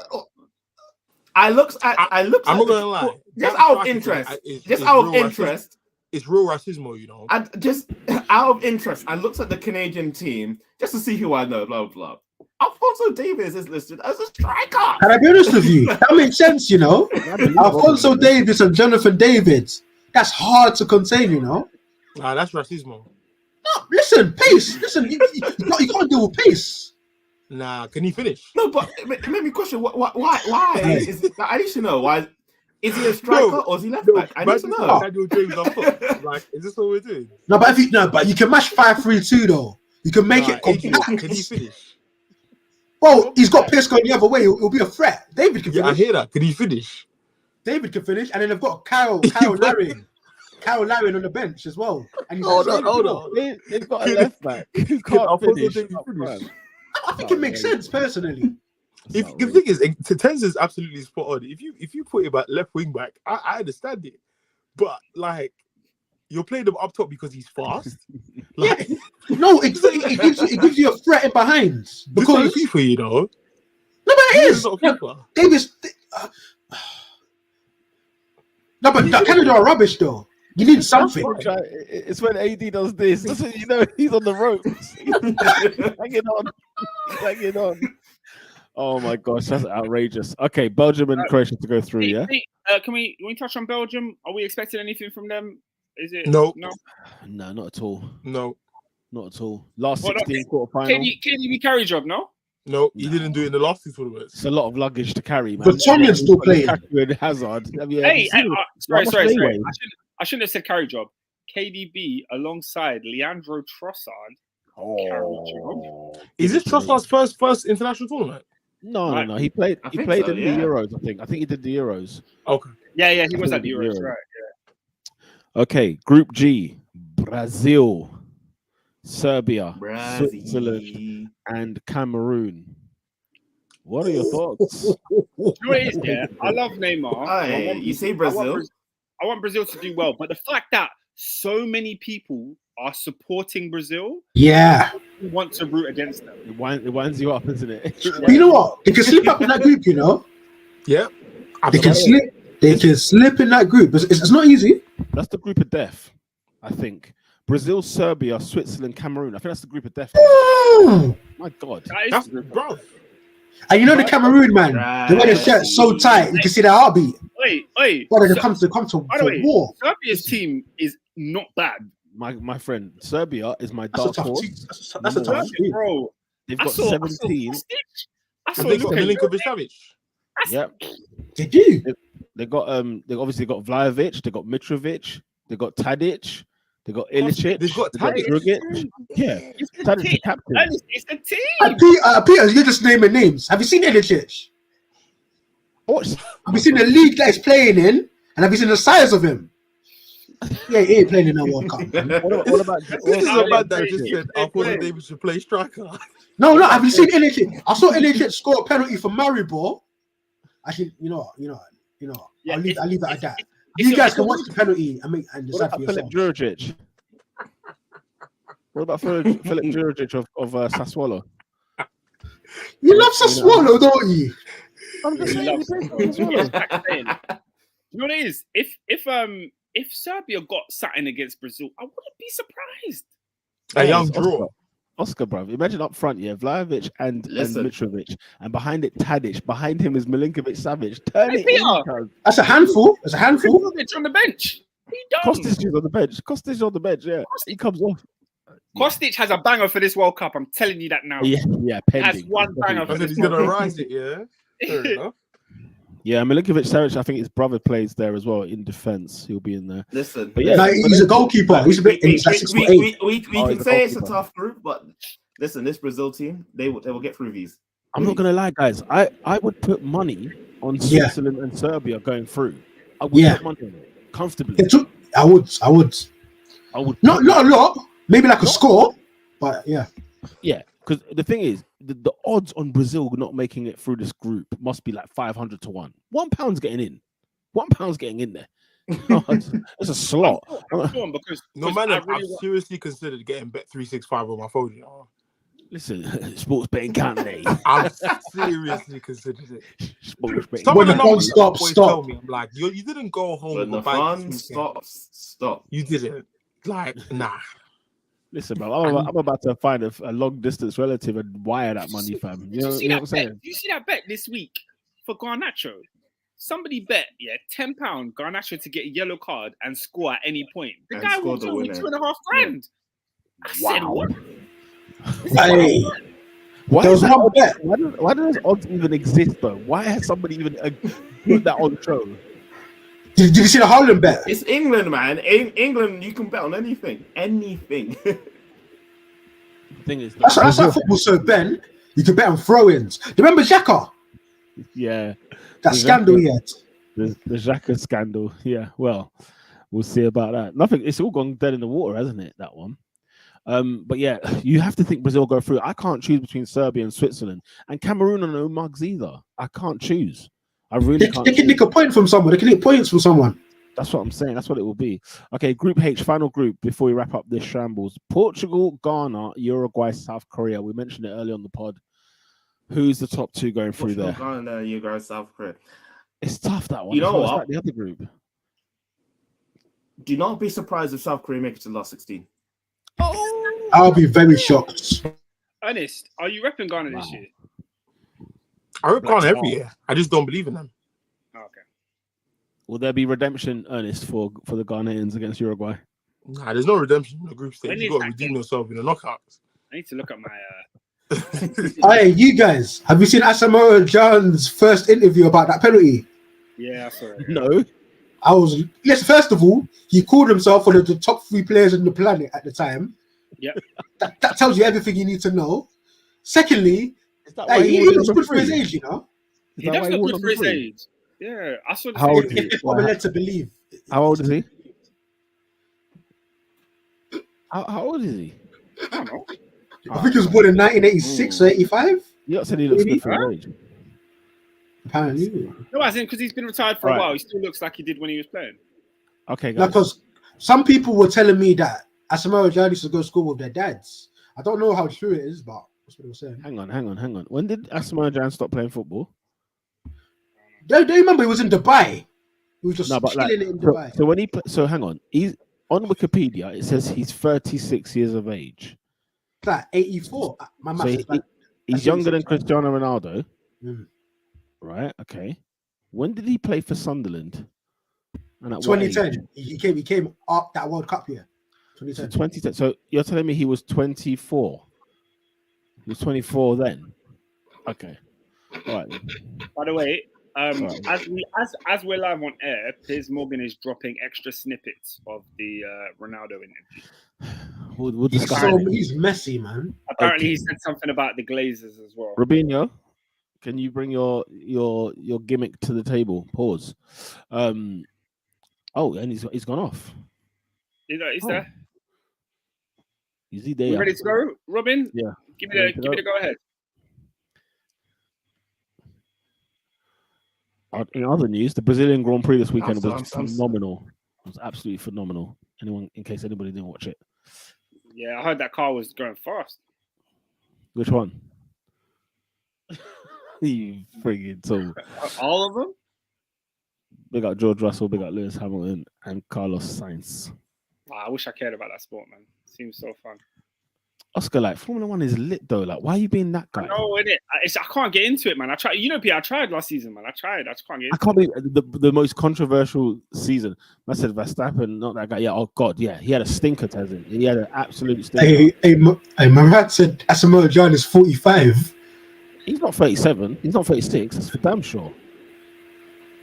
Yeah, because he basically finished football at 28. And he just went to Abu Dhabi, called it a day. No, I asked you a question, Adrian. Asamoah Gyan played for Sunderland at age 24. Is that correct? Apparently so, yeah. Okay, cool. What's going I'm so surprised. He was young. He had like a good season at Sunderland. Remember, Sunderland had 4 good strikers. They had like Jan Welbeck, Fraser Campbell, Darren Ben. Yeah. And Steve Bruce was cooking, you know. They had Henderson coming through as well. Then he sold Ben, and then they tried to say, Ben wanted to leave. Steve Bruce was a criminal still. He took 20. He couldn't. Hey, you know what? That's a good front two, though. Ben and Jan. I'm gonna be real. For that level. Hey, man, Piers Morgan is messy, you know. He's a bad bee. Because like he's literally asking Ronaldo, like, you know, you were friends with, you know, Rooney for time, like, you know, what do you think it is? Ronaldo's like, I don't know, I'm not too sure. Then Piers is like, oh, do you think it's jealousy? And he's like, yes. I'm like, what kind of brown nosing? This is mad. His head is so far up that man's backsides. It needs to be surgically removed. He's in his large intestine. Like, listen, deep in. It's mad. It's nuts.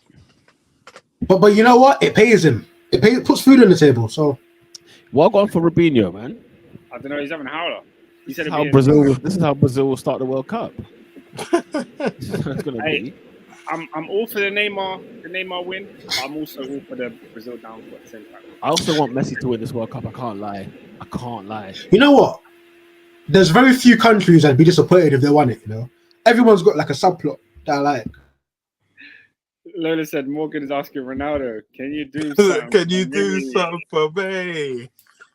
Can you talk to the apps next for me?" Oh, dear. Hey, Drake, yeah. Bad. No. On a side note, he's the GOAT, you know. No, let's calm down. Hey, Adrian, I tried to tell Ernest. Let's calm down. What the? His impact, his quotables, his album drop. his discography. He might be the GOAT. Let's calm Drake down. is a phenomenon. Let's relax. It's because we've seen him growing up and he's on social media. He's overly exposed. Let's relax. If Michael Jackson was around today, people would be talking crazy on his name. He's the greatest to ever do it. of any generation, any brother. People were fainting in his concert. They were fainting at seeing the hem of his garment. Brother, if he was around today, they'd be calling him a weirdo. They'd be calling him nasty. Like, they would have cancelled him. They would have said he's a freak. They would have Michael Jackson. Genuinely something wrong with AJ. I'm being deadly serious. No, it's true. I'm glad Michael Jackson was around in his era.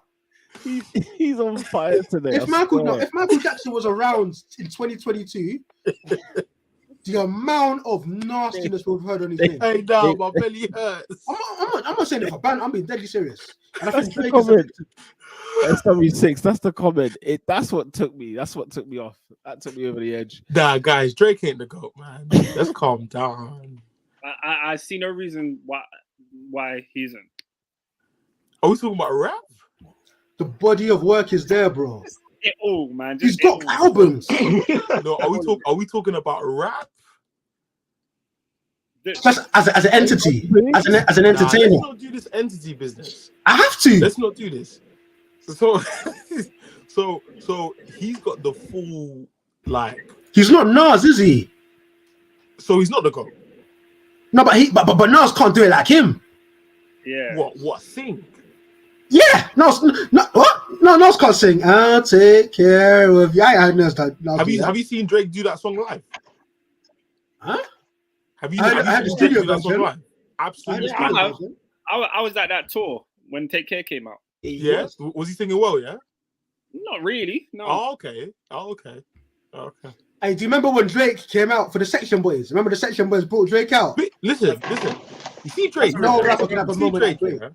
See Drake, yeah? He literally pounces on other people's moments and capitalizes on his celebrity and lets the man know I'm about. You see when people say that, yeah? It's true though. No, but Drake is putting them over. Yeah, but Drake puts them on. Nah. How can Drake put the Section Boys on? They came to he came to their concert. Yeah, honest, if Drake was there, I know you didn't listen to Don't Panic. That was a very good album. Did you listen to Don't Panic? Nah. I listened to Don't Panic. That was sensational. Don't Panic was sensational. What? But the thing is, everything get lock off. Brazil get pop off. We're waiting for Robin, so we're stalling and talking about music. I don't know where this Robin guy is. No, I'm being serious. Like we say, Drake stole their moment. If we're talking about entertainment, he's not the GOAT. If it's rap, it's not Aubrey. If we're talking rappers who sing, it's still not Aubrey. If it's rappers who sing, who's the other one? Wait. Are you telling me that you think Drake is the best rapper who can sing? Yeah, who's the best? Wait, what? Who's the best sing rapper? They just not got hits. Yeah, Drake's got hits. Okay. Who is the best rapper that can sing? Kriston Gray. Who is and Dwelly. Okay. Are you seriously trying to tell me Kriston Gray is better than Drake? He's cold though. Hold on. Are we talking about singing? Because we're talking about the whole package, man. No, the full package. The full package. Mainstream appeal is part of it. No. The question I asked you. 220k Spotify streams. This is what, and you know what? This is, ladies and gentlemen, this is why Peter argues with Oscar all the time. He doesn't listen. He doesn't listen. I asked you a question. Yeah. Are we talking about do you think Rape is the best rapper who can sing? That's the question I asked you. Yes. And you said yes. And another one, Childish Gambino is a better rapper who can sing. No, Childish Gambino is not a better rapper than Drake. Kriston Gray. Oh, this guy didn't listen. He didn't listen. They all sing. He didn't listen. I listened. They all sing. All of them sing. Oscar, is the singing of Childish Gambino or Childish Gambino better than Drake singing? The singing, yes. But what did I say? What did I say? You just said he's a better rapper who can sing. Bro, we're not talking about who's a better rapper. You're saying who's a better singer? Rappers who can sing. Okay. Drake can sing. Oh my gosh. Is he a better singer than Childish Gambino? No, but he's a better rapper. Listen, neither of which are better than Celine Dion. Did you say who's the best singer? These rappers are better. Celine Dion. But that's not the conversation we're having. Yeah, Celine Dion. What? I sang Titanic. Oscar's lost me, mate. My heart will go on. I'm lost. Another one. Andre 3000 is a better rapper who can sing than Drake. Anyways, That's another one. I'm taking Drake. Nah. You man are doing what Piers is doing to Cristiano Ronaldo inside. Yeah. Are we ready, people? I'm waiting for Oscar to We've share. been waiting for you, mate. Mate, it's been extra time. We're in added time here. Flipping hell. All right, Ferguson. I did you see what Endo put in the group about Oscar? I need to read these comments. Look, Aubrey has hits, not denying, but he is not the best rapper who can sing. Aubrey has one note he sings. So what you're saying is he's not the best singer who can rap. He's the best rapper of those. You're arguing a point no one's argued. You're arguing a point no one has argued. Ernest, do you know what my point is? She said he's not the best rapper who can sing. Drake can sing, he just can't sing very well. He's the biggest superstar. In the categories of rappers, the biggest superstar. Who's the best? In the categories of rappers who can sing, Drake is the best. No, we're not talking about rappers. We're talking about rappers who can sing. So we're talking about their singing. Oh, so who's the best singer who can rap? That's what you need to say. No, they're rappers first. That's why I keep saying it first. They're rappers. How would you if I first? said singers, Adrian's not because he gets what I'm saying. If I said singers, you're thinking about people who sing. No. But we're talking about you are facts. No, you're spitting. The question you phrased is, who is the best rapper who can sing? What do you know Drake primarily for? Rapping. Oh my gosh. All right, lads. Let's just hold on. We're going home soon, okay? Robinho, please. Robinho, on your cue, mate. Alrighty, people. Are we sharing? Are we live? He's in Just making Qatar. sure we can all see. You're fully Man's in Doha, you know. What's That's up? fully in Doha, bro. Oh, my sounding mad. One day. I rubber's with Drake right now. Am I sounding mad? You sound like you're in Baghdad. You just sound like you're far away. Raw. How you feel? Man, what do I want to say? Do not read the comment. How am I sounding now? Am I good? Am I alive? Are you all clear, or is it just mad? You're good, bro. You're good. This guy's text. He's speaking from Moscow. Thing is, I can't hear anything. Speaking from Moscow. Moscow. Hey, Americans, you're another level. Moscow. No, like they deliberately call things, pronounce things wrongly on purpose, just to give it their own Americanisms. Oh, no. How am I sounding? Route kills me. Route is the one that kills me over route. I swear. Am I good? You sounded like Ken Bigley. I've just seen Tenzin's comment, yeah. Nah. Peter and Tenzin need to go in the bin. Good Lord. What have we done? This is insane levels of pause. This is brazy. I'm not putting it on the screen. What did he say? I can't see. AD, even sorry, Ernest. You can admit I never even come out like that. Boy, I don't even do that, right? He's never been this bad. Is wild. Right, come on, Robin, hurry up, man. And the program just descended into chaos. Nah, I am screenshotting this. We're not allowed to ever have a friggin' B-roll whenever Why we're wait waiting for for the screen? you know. Bro, come Hey, out of the Robert, shower. what's good? Let's go, bro. Let's go, man. I'm waiting for Oscar to share the screen. No. Why can't we There see we it? go.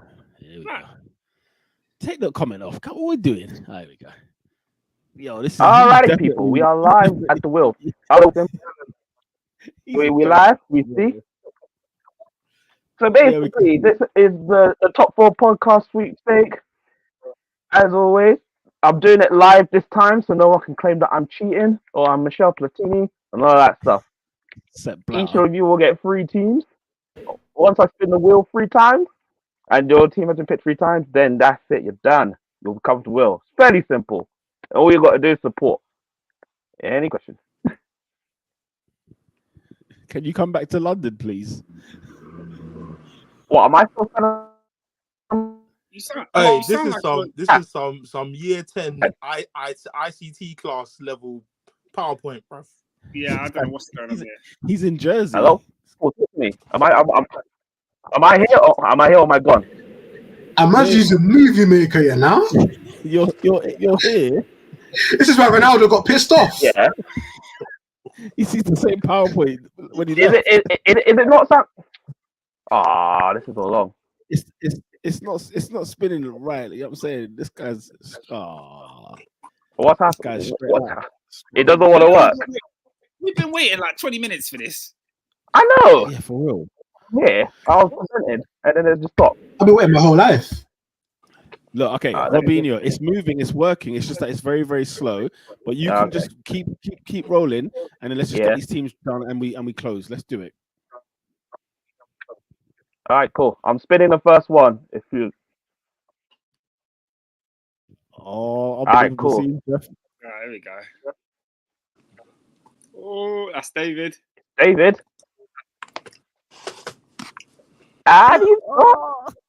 Ecuador. Huh? Ecuador? Why did you say Ecuador? That's bogus. I'm seeing Uruguay. Huh? Whoa. Nah, Hey.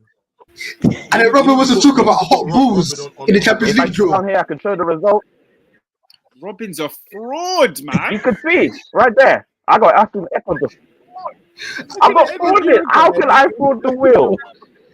Hey, this is the 10-year-old technology at Carrington. Ecuador. The thing is, it's If live you on can see air. right here. We could always go back. It's live on air. You stopped at Uruguay and gave him Ecuador. That's a freaking stink. Robin, just carry on. Just carry on. Massive, and a Valencia, you know. Where is he? But are these men just playing the Premier and disappear? It's got David again. Right. He's gonna get rigged again. David got David got Belgium again. How's he got two teams? Back to back, in it. He's doing all the teams once, I guess. This is insane. Well, it's roulette. To be fair, it's Russian roulette. It's roulette. That's gonna take time, though. Yeah, it's gonna take a long time. That's why I was trying to do it quick. Yeah, just keep going. Oh, one of these. Oh, he's got Iran. Oh, Iran. No, I Take got that. Iran.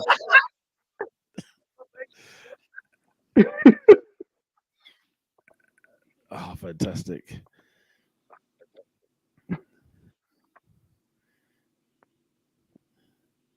Oh, there we go. Oh, we'll take that, John. We'll take that. Tu l'es pas français? Merci beaucoup.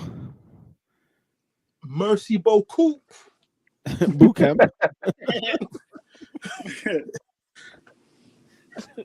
That looks like Oscar.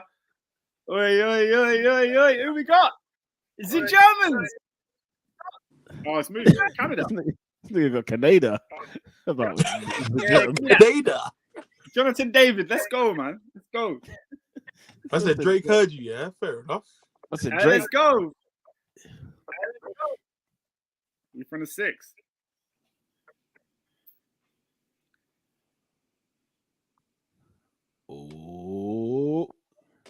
Oh, it's a lovely time. Oh, you love that.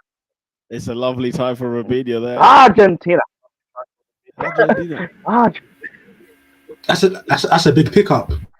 That's a huge pick. Hey, Messi's going to dunk in Doha, bruv. Don't get it twisted.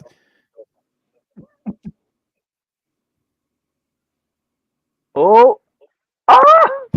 Portuguese, eh?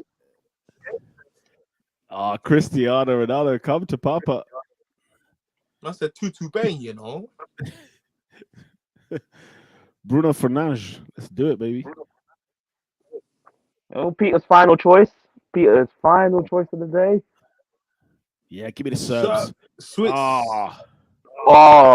I wanted the Serbs. And Peter gets Switzerland, so that is Peter's 3 teams, so you're now out of the draw. Nice one. We need this at Carrington. His name disappeared. That's lit. We need this at Carrington. And David's. That is David's Mexico. final team of Mexico.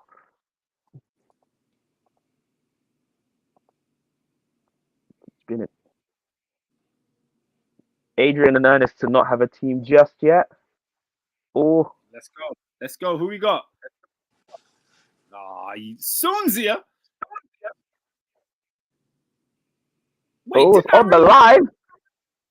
Give me Germany. Germany. Yeah. Let's take that. Kai Havertz, man. Now Let's you go. got the Germans, yes, for sure.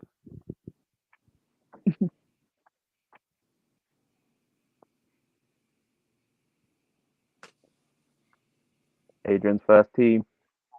The Croats. Yeah, it's not bad. It's not a bad pick. Listen, we went to the finals last time out. I'll tell you that. Modric and them man there. SW6 still needs to run some tunes. That man must be old this tournament, though, man. Should play How many teams do we get each? Three. Three, I think. The North Morocco. Africans. The Marrakesh. Morocco. KD. So Adrian only has one, Ernest only has one, and then Oscar, you need one more team, and myself. Oh.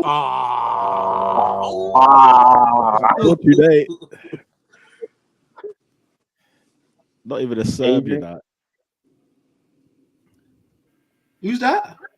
Cameroon. World Cup. Cameroon. Yeah, man. Let's go. Ernest. Oh, it's my final team. Give me the Netherlands. Haha. Give me the Netherlands. I was hoping you got Qatar, man. Someone needs to root for them. Someone needs to root for them this tournament. All right, Honestly. that's me done. Boom. Brazil is still in there. Definitely. Who else is looking tasty? England, Brazil, England as well. Serbia's still there. Ghana's there. Oh. That is just to follow England, ladies and gentlemen. That is a big one. Loud. That is a big one.